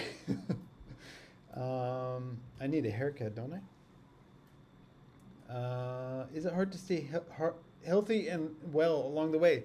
It's actually funny because I have not really been sick. Actually, the only time I got sick that I remember and I felt so terrible was when I was in the Yukon in Dawson City. And I had that sour toe whiskey, with a human toe in it. And I think I was already getting sick before that, but I had this sour toe and then some beers, and oh man, I was not feeling good for the next few days at all. And I wanted to stay in Dawson because there's other stuff. Like I'm a big fan of the TV show Gold Rush. Does anybody watch Gold Rush? And this is all happening in this area. And I had planned a video where I was going to go check out some of the mining stuff going on in the area and actually see these places I've seen on TV in person. But I was like so sick, and I had my tent with me. I was like, and it was the same. It was like some festival going on in Dawson at this town, so all the hotels were booked up. And I was like, okay, well, I'm not going to sleep. I ended up sleeping in my tent anyways, but I was like, I don't want to sleep in my tent in this busy town with a lot of noise going on. And yeah, um, and so I left, but I was really not feeling good, and so that's why those days I think put that video into 2 days just because I was feeling so bad. But actually, right now, I just before this podcast, I was like, oh, I feel like a tickle in my throat. So maybe the timing's really good because I might get sick tomorrow, but we'll see. And actually, we had a question earlier about who are your favorite people you've met, and I just got reminded on that way down from Dawson City, I met Helge Peterson, and he's this Norwegian guy that lives in the States now, and he's driving a BMW with his sidecar. And this guy had dragged a motorcycle through the Darien Gap between Colombia and Panama. And I'm like, I met this guy like at the start of my trip. Like this got to be a good sign, right? Like, it was really cool, and he was so friendly. He's like, email me anytime if you have questions or whatever. And really, it felt like a great bit of serendipity meeting him. And yeah, he was heading up to Tuktoyaktuk, I think. I'm pretty sure. Let's see. Are you going to get Starlink Mini? Actually, so far, the data plans have been good. It might work. So the Starlink Mini is like satellite internet, and it's like this big, I think. So it would actually work on a motorbike. But so far, data plans have been fine, and I think the Starlink Mini is quite expensive if you're roaming across countries. So, yeah. Let's see.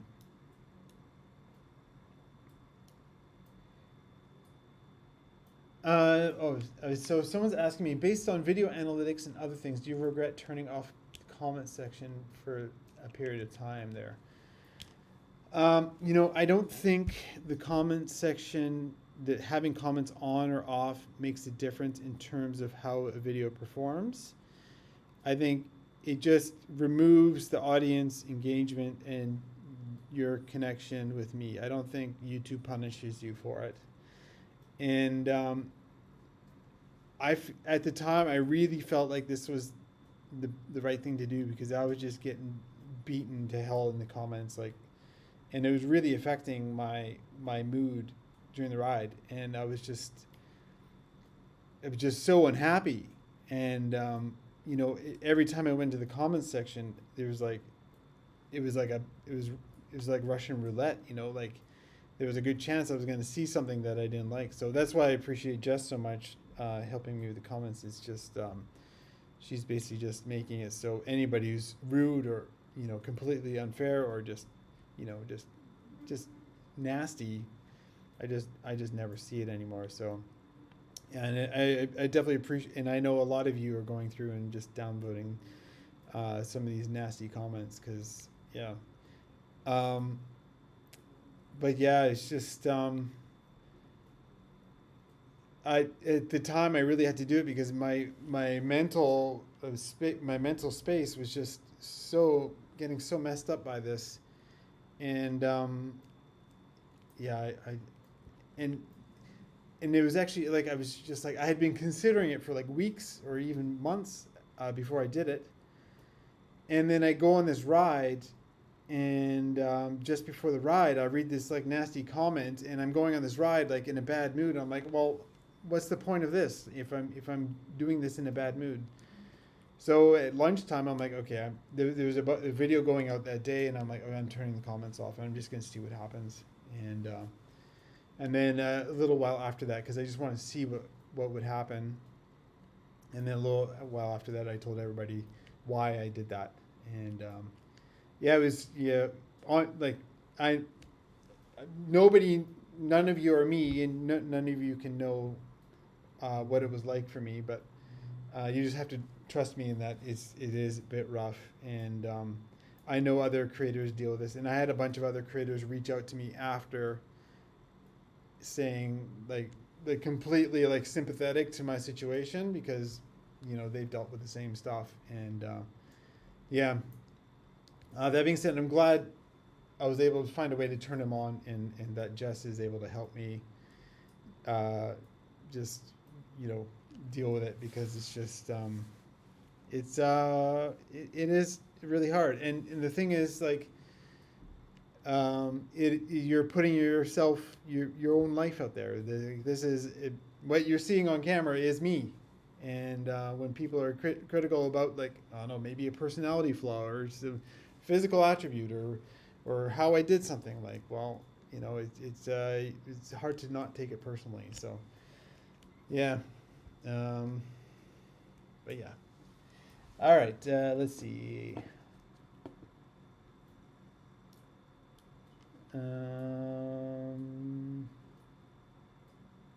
Someone asked if I have a girlfriend. I do not have a girlfriend.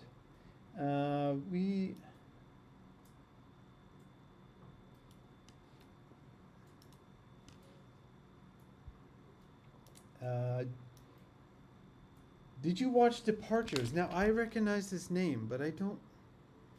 Let me just look this up. Departures. I recognize this name. But I think there's also like a Japanese movie of the same name. And I think that's about it's a fantastic film. Oh, Departures TV series. But I'm thinking about the movie. The Japanese film is about basically, what do you call it? A person who prepares dead people for burial or cremation, and it's actually a really, really good movie. But I think there's a TV show as well that they're talking about, and it has a really high rating. And that's ringing in the bell as well, but I'm not sure.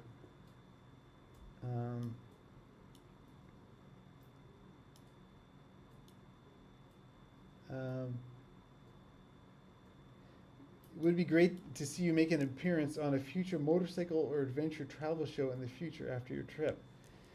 Yeah, I don't know what that would be, but have you gotten sick? Oh yeah, I already talked about that. When's the last time you had a cheeseburger or a pizza?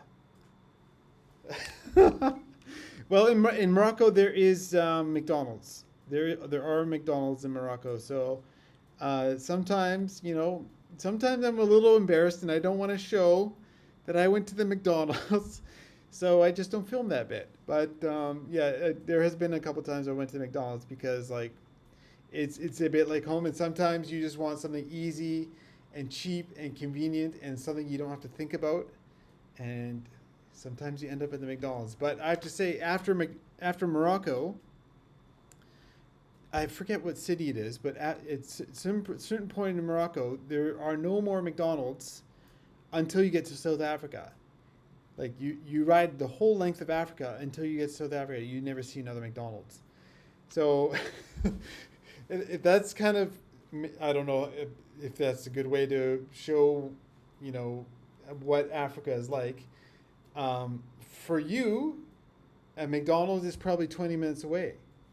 But once I get to this point in Africa, there won't be another McDonald's for like 10,000 kilometers, kind of thing. So, yeah. Maybe I should switch this.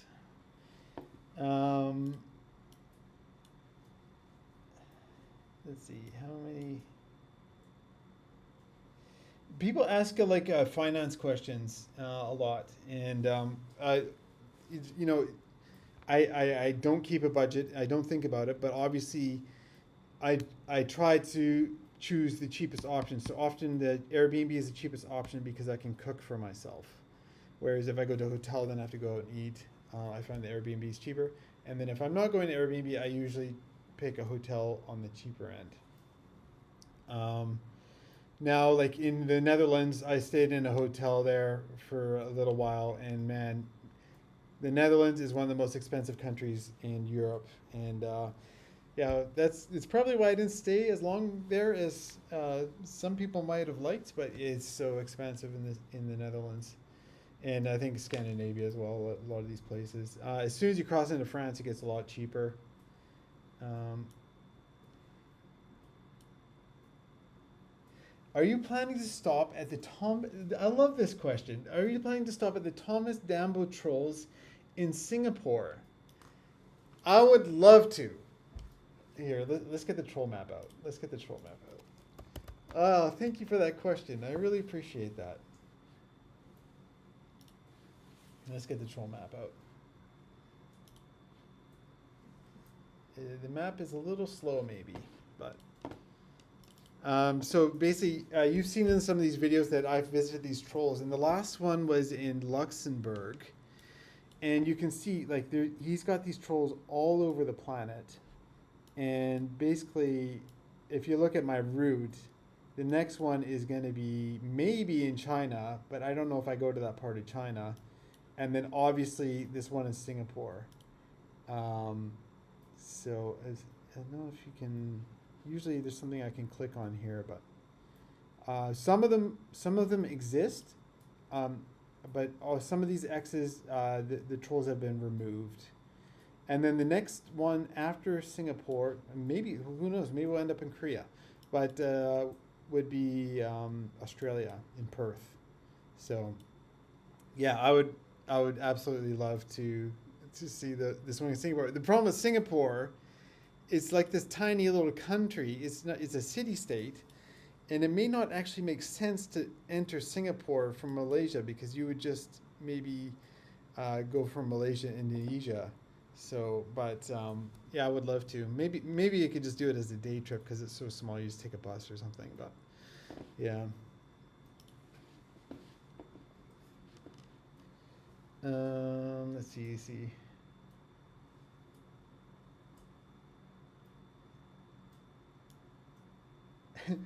Oh, wait. What do you prefer, hot desert or cold mountains? What about both?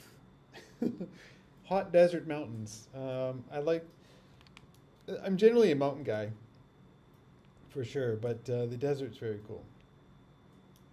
How do you get health insurance while traveling? I use a company called Genki. They're really good for like digital nomads and all this kind of stuff.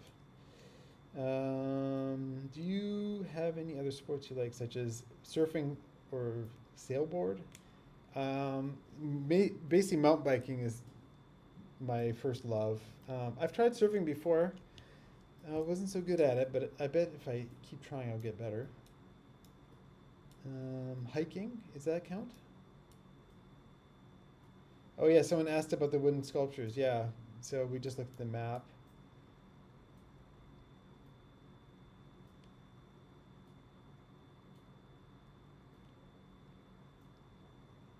Is the engine burning any oil? Not that I'm aware of. It's just dripping oil, but I don't think it's burning oil. So, will you come to India? It's honestly, it's very possible, and I'd love to, but who knows?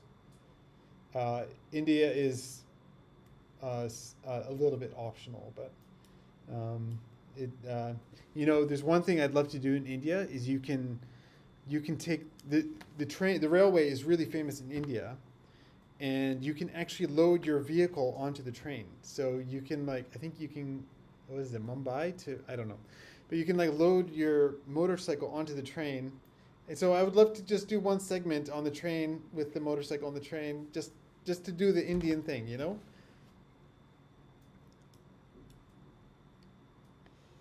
Any more trail builds in your future? So for those that don't know, on my previous channel, BCPOV, I did this whole trail build series. I built a couple trails, one in Tasmania and one in back home in BC, and yeah, those are quite popular, and I really enjoyed doing it. I don't know if I would do it again. Who knows? Who knows? Who knows? It doesn't make sense to do with the whole motorbike travel thing, but. Why do they pour the tea back and forth? So yeah, if you watch the videos in Morocco, they'll pour the tea into the cup and then pour it back into the teapot.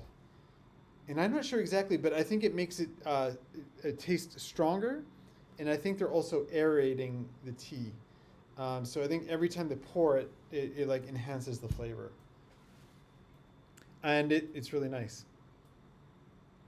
Do you carry bear spray or pepper spray for safety? No.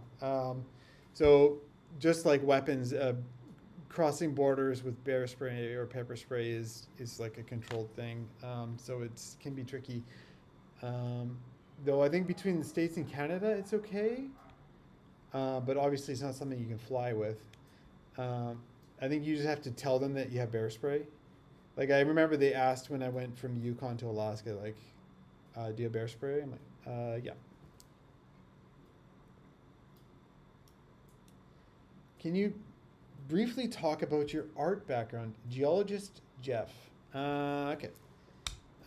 So before YouTube, so I had my last YouTube channel. I worked in video games for 17, 18 years.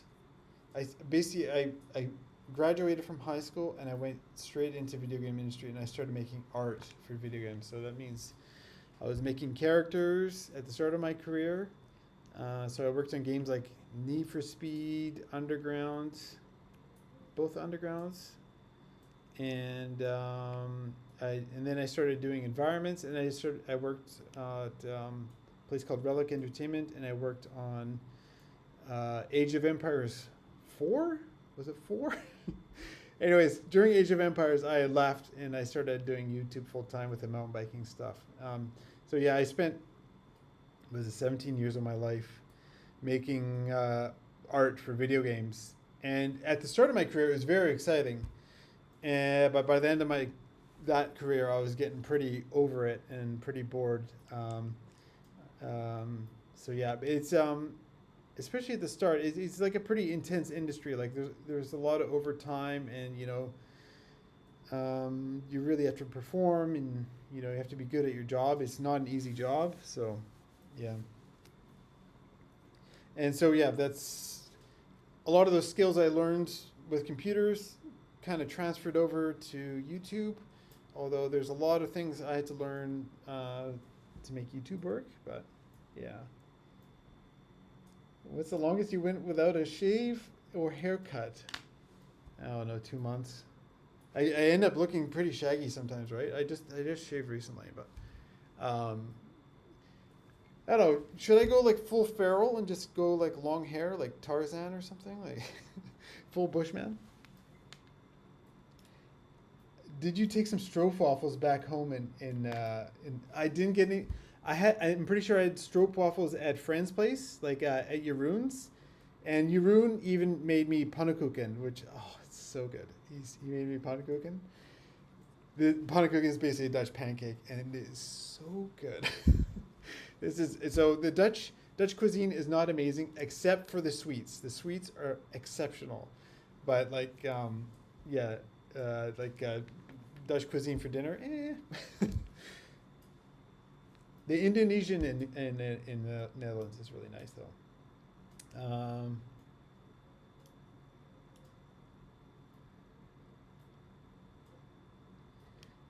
Someone's asking about the clutch. Yeah, so the clutch is doing great. So I went back to the original OEM clutch from that EBC clutch, and yeah, the clutch is doing great. I haven't touched it since I put in the OEM clutch in. Oh, where was it? Somewhere in the UK, just outside of Leeds, I think I put it in. Yeah. Oh. Do you ever do Moto social need? Well, it's a little hard to do a meetup when I'm in Africa. I don't have so many fans in Africa. But yeah, yeah, I've read a few comments, people asking to do meetups, but everybody's so global. But maybe one day we'll see. We'll see. I don't know where we would do it. There are a lot of people in BC though in the chat, so maybe.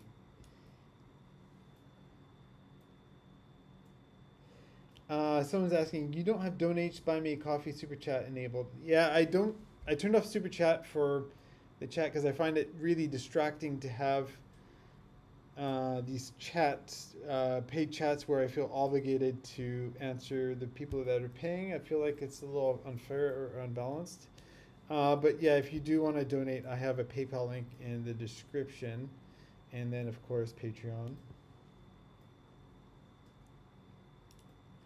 On the note of past careers, can we ask your age? I am 43. Let's see. How are we doing here? Oh, people are still watching. Well, thank you. I really appreciate. I just looked at the like how many people are watching. I really appreciate everybody watching. Um, I'm getting.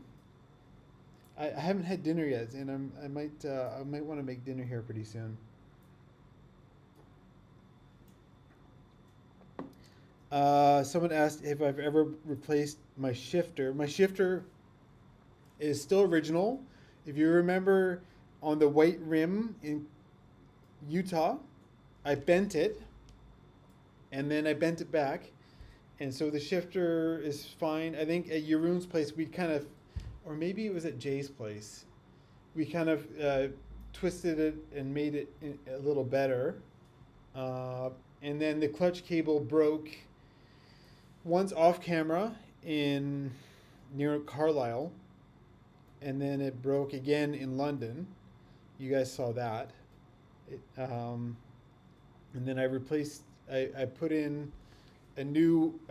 Basically, I had a backup in London of this Motion Pro clutch cable, and those things I don't recommend them. And then so once I got to Jeroen's place, we put in these KLR, these Kawasaki clutch cables, and I'm still on that same clutch cable that I had that we put on at Jeroen's place, and I have another backup of that clutch cable, and then I still have that original backup of that Motion Pro one just sitting there that I hope I never have to use. Um, yeah.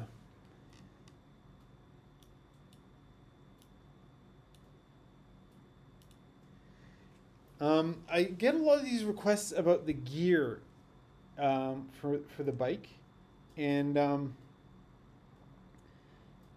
I'll be honest with you. The gear is for me is a tool to do a job, and I'm not that interested in it. As long as it's working, I'm happy with it. If it's not working, it gets replaced. Um, So, but let me see. How about I have my little tool thing. I'll go through my tool thing. It's just so for me. It's just a bunch of tools, and there's lots of videos on YouTube about how to pack for an overland adventure like this. But one sec, one sec.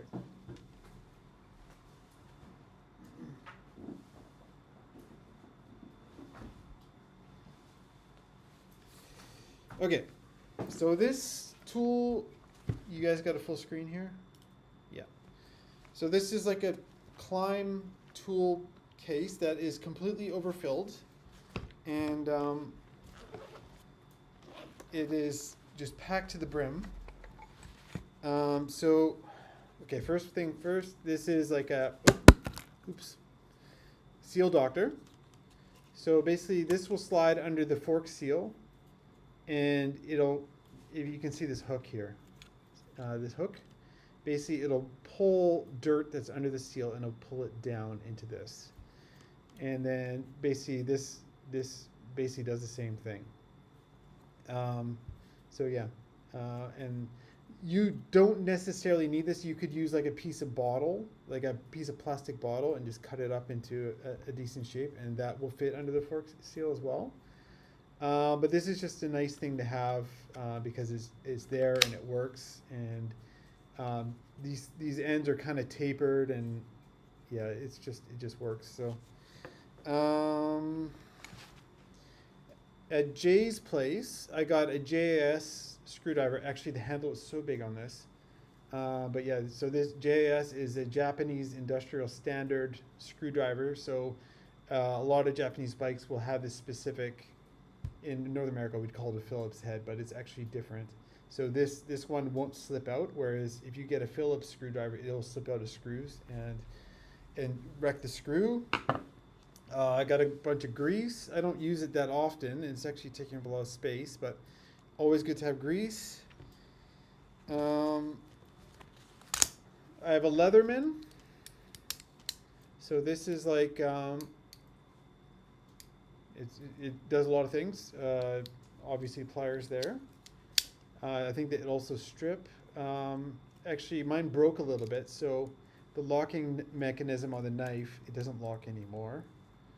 And then yeah, it's got other stuff like scissors and stuff. I only use like the plier and the knife part for the most part. Let's see what else here. We've got. So I've got a whole bunch of spanners, or that's what the Brits would call it, wrenches, and around each wrench I wrap duct tape. So it's always good to have duct tape, and it becomes a lot smaller when you just have it wrapped around the wrench instead of like in a big roll. Let's see here. A pick. So I don't know. I just find this handy. It's just, you can pull stuff out of things and whatever. Let's see here.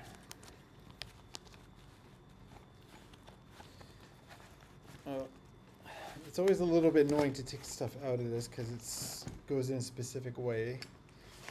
So these two things, these are tire levers, but they also double as bead brakes. So how does this work even? I don't know, you put this in the bead, and then you can, like this, you put this in the bead like this and shove it in. So the bead brake is, your tire sits on the rim really tight. And I've never had an issue with this really, but it sits on the rim really tight. So when you shove it in there and you do this, it pushes the bead away from the rim. And yeah, but actually I've used it way more as tire levers than as an actual bead brake. Usually the bead pops off pretty easily once you let the air out. And yeah. This is a very specialty. So this was for doing the valves. So this will just take the cover off the stator cover. So there's just to give you access to the bolt. And then there's also a little visual hole so you can access, so you can see where the timing mark is. and then that'll allow you to set the timing to do the valves, uh, valve gaps, valve, do the valves. Oh, this is hiding here. I don't know if you can see this. This is like a little like there's a little bit of solder here in the middle, and then you stick 2 wires in each side, and then you just put a lighter on it, and that solder will melt those 2 wires together, and then also make it watertight. So I bought like a pack of that, and basically this will just make a quick. It's like a butt connector, but a lot better than a butt connector, like a waterproof solder butt connector. I bought this later on. I should have bought this earlier. Adjustable wrench. It's handy because sometimes you find stuff that is not doesn't fit within your tool kit. And then this one's annoying to get out. But this is like a trail stand. So if you basically telescopes, and then you just, what do we do here? Let me see. One sec. And you just put this cotter pin in, or whatever you want to call it. And then there'll be like a little thing that screws in the top here that will fit under the bike, and then a little foot that goes here that you screw in, and then that'll allow you to lift up the rear wheel. So you can, I don't know, if you want to lube the chain or you take the wheel off, if you don't have a center stand, which I don't have a center stand. Yeah,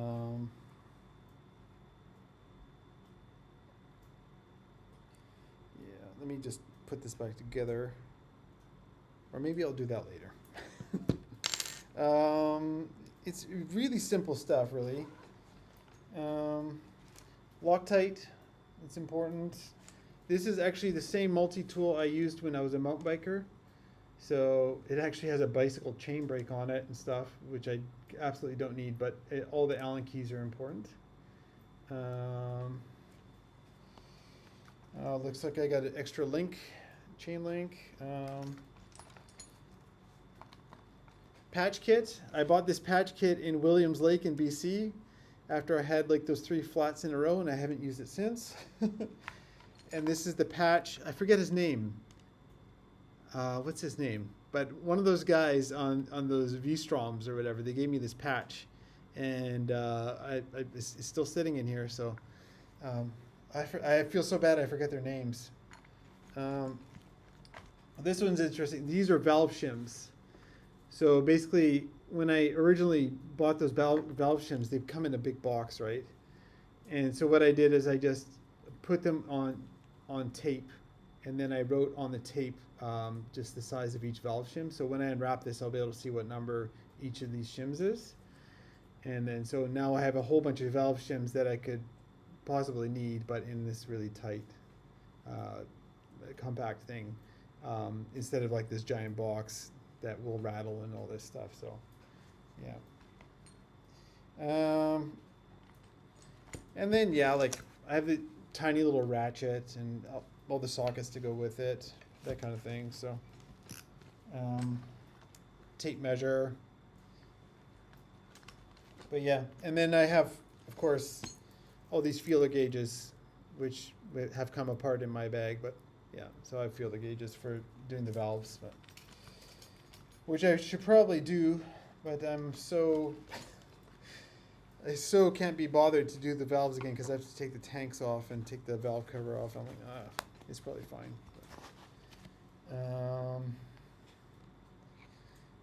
I'll just put this on the floor.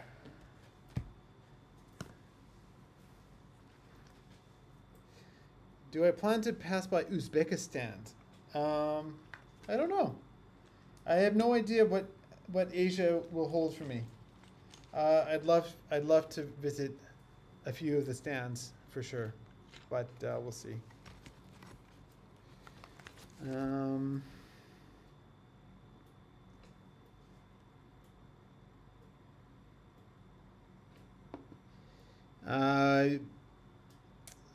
Do you so going outside of a dealer network? Have I prepared for, situations where I may need to ship something? Yeah, this is a likely thing that will happen, and I don't know. So I think you could probably ship to Africa with DHL fairly easily, but I don't know how well or how fast that will go. Every country is different, and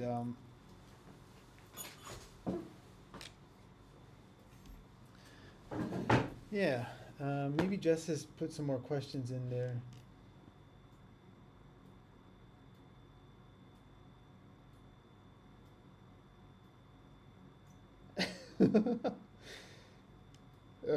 Jess loves this one. She says, "Has anyone told you without a beard you look like a younger Liam Neeson?" Okay.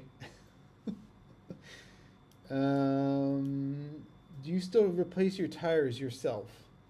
Uh, last time I replaced them was in Spain at Jay's place, and I did it myself then. Um, honestly, a big reason I do it myself is because it's cheaper, and but now that I'm going to Africa, the prices will be going down by quite a bit. So, did you ever take the second throttle plate out? Yes, there's a video at Jeroen's place about taking the throttle plate out.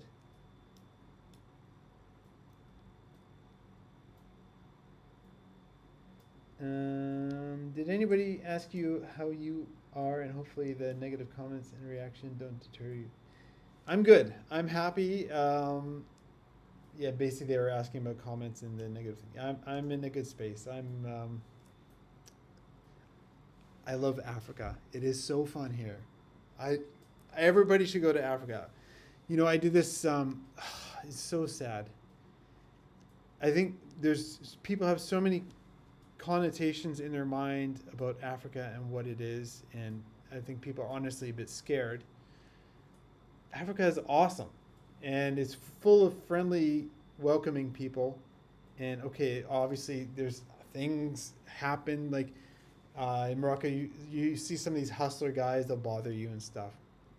But if you go off the beaten path, away from the tourists, it's just amazing. And I remember I did this mountain bike race in Tanzania, and it was literally, this is the reason why I'm in Africa now. It was literally one of the best things I had ever done in my life. It just blew my mind, and I thought it was so good. And part of the reason it was there is because I was promoting this mountain bike race that we were doing there, and and I made this video about it. If you go watch the video if you can, and people had such good things to say about this video. But then nobody signed up for the race after. I'm like, this is like it. I'm like, you saw how amazing this is, but then people don't. Obviously, it's kind of an expensive thing to go take your bike to Africa, but Africa is amazing. I love Africa. It's so good. I can't tell you how happy it makes me to be here. It is. I really love it. There's going to be hard moments, but that's just, for me, this is part of the adventure. And actually, it's kind of funny. Like, it is a bit different being a content creator and going to Africa or being in difficult situations, because even if something goes wrong, it's still a good story. And I'm going in with that mindset that it's still a good story when it goes wrong, And I think a lot of people, maybe if they weren't doing the YouTube side, they wouldn't see it as a good story. They would see it as pain and suffering. But for me, it's a good story. And I think I would view it that way even if I wasn't making videos, but it's just multiplied that now that I'm making videos, because when stuff like this happens, it's just a good story. So, yeah, I don't know. I really, everybody, like, maybe go to an easier country first, but yeah, Africa is fantastic.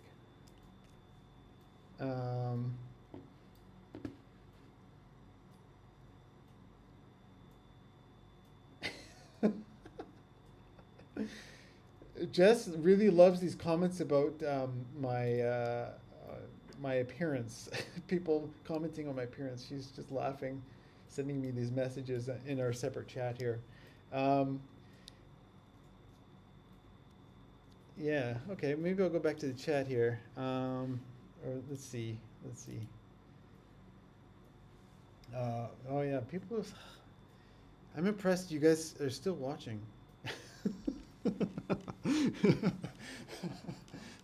I'm not that interesting.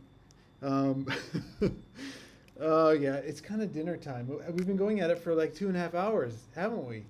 Okay, maybe it's time to uh, maybe it's time to maybe we'll finish it. Maybe we'll just do a couple more questions, but let's see. I just scroll through the chat here. Oh, I'm your Fraser. You just need WD-40. I don't have any WD-40, but yeah, the WD-40 is one of those things that anything in a spray can is I find difficult on the bike because it the cap will always break, and then when the cap breaks, then it's like unloading itself in your bag, you know. So anything in a spray can is tough on a bike. I remember I had like this can of chain lube that I got in the Yukon that they convinced me to buy, and it ended up becoming a puddle in the bottom of my bag, and I'm like, okay, no more cans of spray, because they don't they don't they they don't stay in the can. um,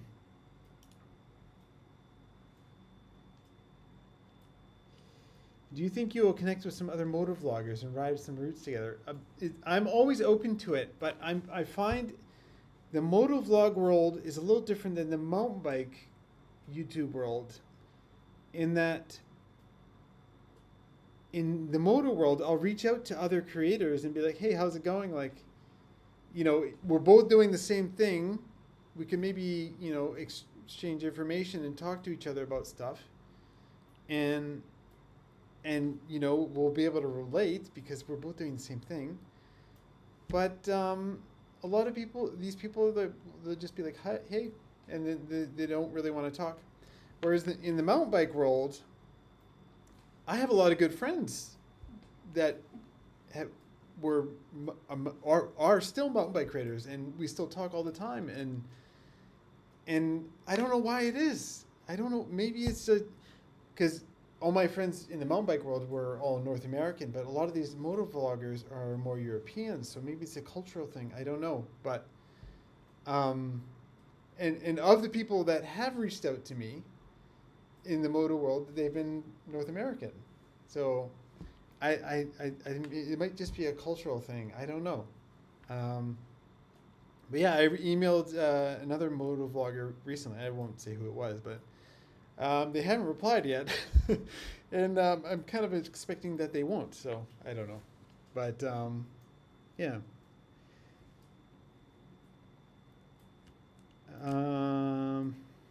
Do you plan on doing any camping in Africa? So the thing with camping is it's a lot of extra gear to carry on the bike, and it's extra weight and it's extra faff.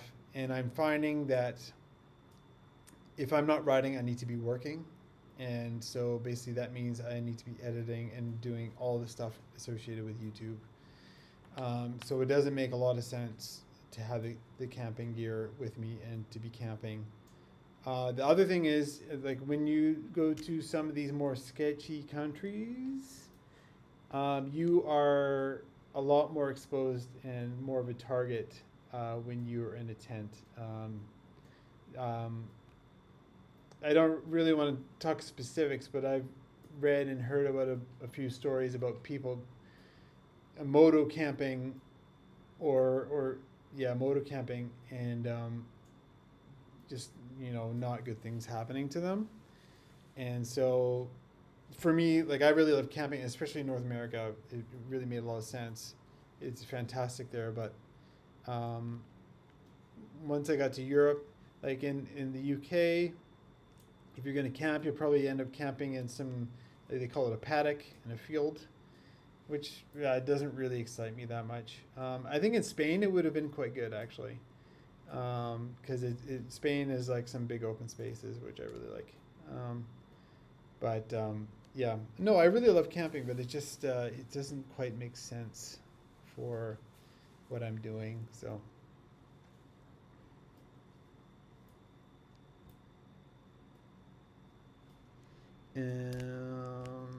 let me see the chat.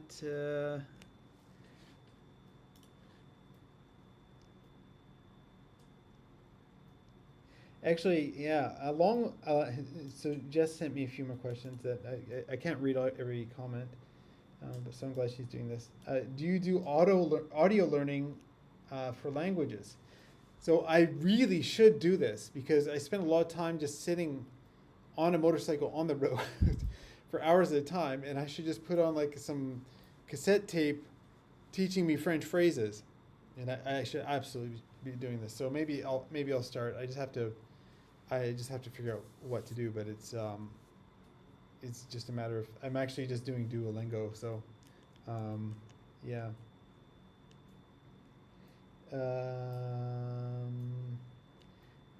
Oh, that's a nice comment. Do you realize how much of a positive impact you have on your audience? I appreciate that, and honestly, I don't know because I don't. I see the comments and I see all this stuff, but I don't know each and every single one of you, so it's really difficult for me to even know how much of an impact I have. I know it's a positive impact, and I know that this is something I want to do. Basically, it's just to be like show that most people in the world are good, and for me, that's like the fact that I can show that, and how easy it has been to show that has just been wonderful. Because it's true. I think most people in the world are good people, and it's just just a few bad apples. And yeah, the more I can make videos about like the human condition and what it is to be human, and to interact with each other, I think that's positive. Um, but yeah, I see all your comments, and some of them are, they are so positive, and I'm like, it's hard for me to accept it and take it in, because I don't know why, but sometimes it's just difficult to understand. Sometimes it's just overwhelming, like it's just like, wow, like that, like people are really, really connecting to this, and I had my previous channel with BCPOV, but with this channel, people connect a lot more. Like they really, really connect, and I'm really, really, really glad for that. It's fantastic. Yeah. But it's literally impossible to know exactly what impact I'm having because everybody's all out there living their own lives. Some people tell me that, oh, I bought a motorcycle because of you, but there's probably a bunch of other people that have done that as well, but haven't told me, and just a lot of stuff going on like that going on. So, but it does seem like it's been broadly a good thing. So, yeah.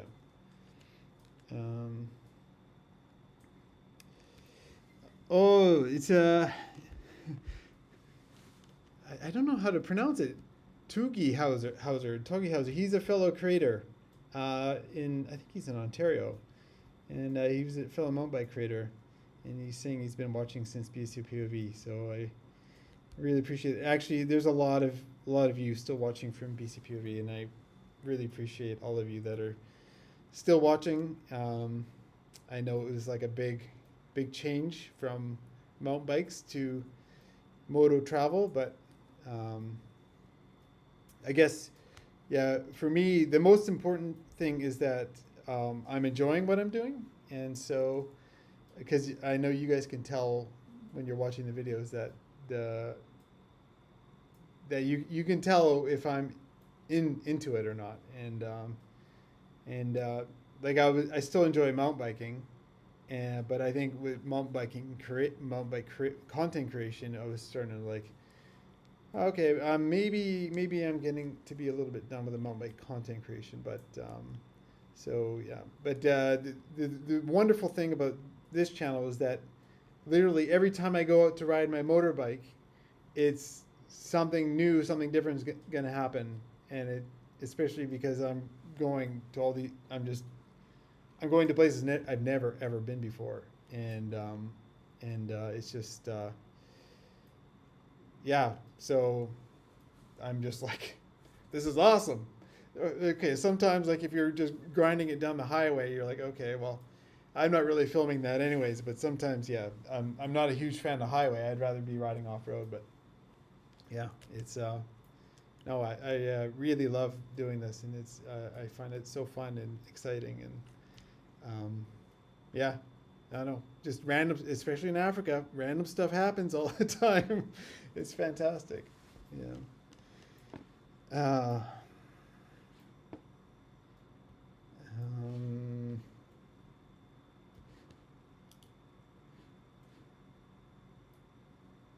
yeah.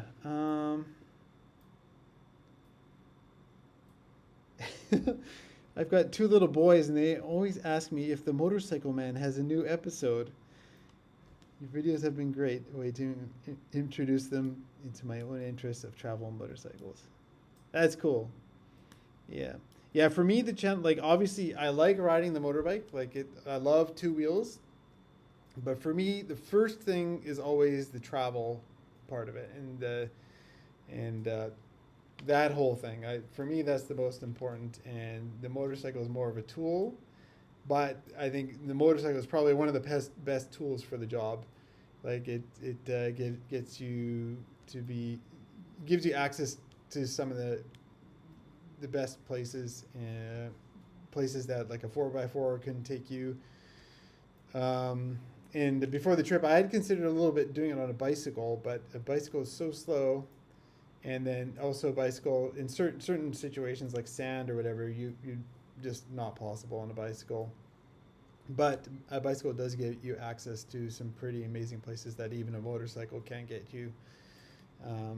More like yeah. Especially in Morocco, you have these medinas, and you can just bring your bike into those medinas, whereas you can't really do that with a motorcycle. So, but I think the motorbike is a really fantastic tool for the job in terms of speed and accessibility and stuff. So, yeah. Yeah, people are asking about James and him falling off the bridge. Yeah, he was fine. He was amazingly fine. Yeah, he was he was fine. Somehow he was fine. I'm so glad he was fine. It was it was a really scary moment, and then after he's cracking jokes. So I have to give him props for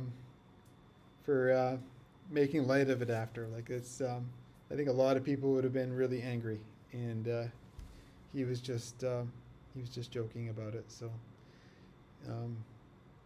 yeah, that's my kind of guy, like just go with the flow and we'll fix the problem kind of thing. So yeah.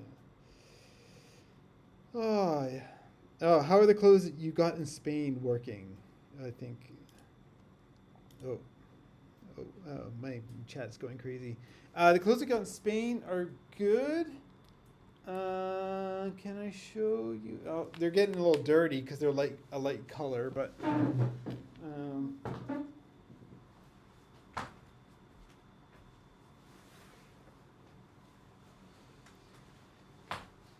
my only complaint is the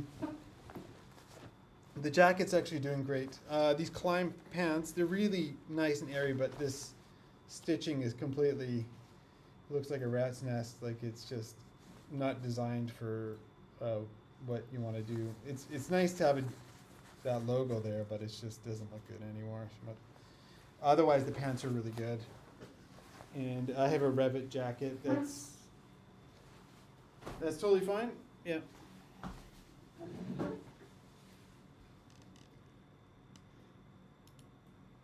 Yeah. No, I wasn't born in Holland. I was born in Canada. So, yeah, my parents were born in the Netherlands, and then they immigrated to Canada. And then, so since I was born in Canada to Dutch parents, uh, I'm allowed to have a Dutch passport. So, that's quite. I haven't used it a ton, but it is quite convenient. It is handy. Uh, like it just means you can hang around in Europe for as long as you want. Whereas if I just had a Canadian passport, I would only have 3 months in Europe. So, yeah. Um, yeah.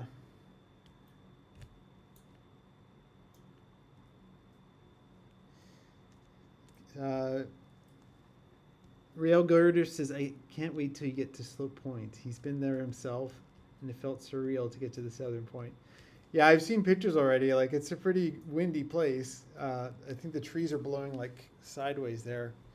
It's going to be definitely going to be an interesting moment when I get there for sure. It's going to be kind of special, I think. But, yeah. Okay. I think, yeah. I can't believe there's still 300 of you guys watching. I can't believe it. Okay, but I think my voice is going. I think I'm getting sick, and I haven't had dinner yet, so I might end the chat. I might end the live stream. And the power hasn't gone off. I'm really quite glad for that. And yeah. Okay. Maybe I'll just sign off. Yeah.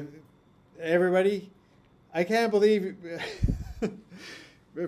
For me, it's kind of odd and surreal that people want to watch me talk and watch my videos, and I really appreciate all of you coming and watching. And it honestly, it's what's the right word? It makes you feel a little embarrassed in a way. It's really cool. I thank you everybody for coming to watch. And yeah.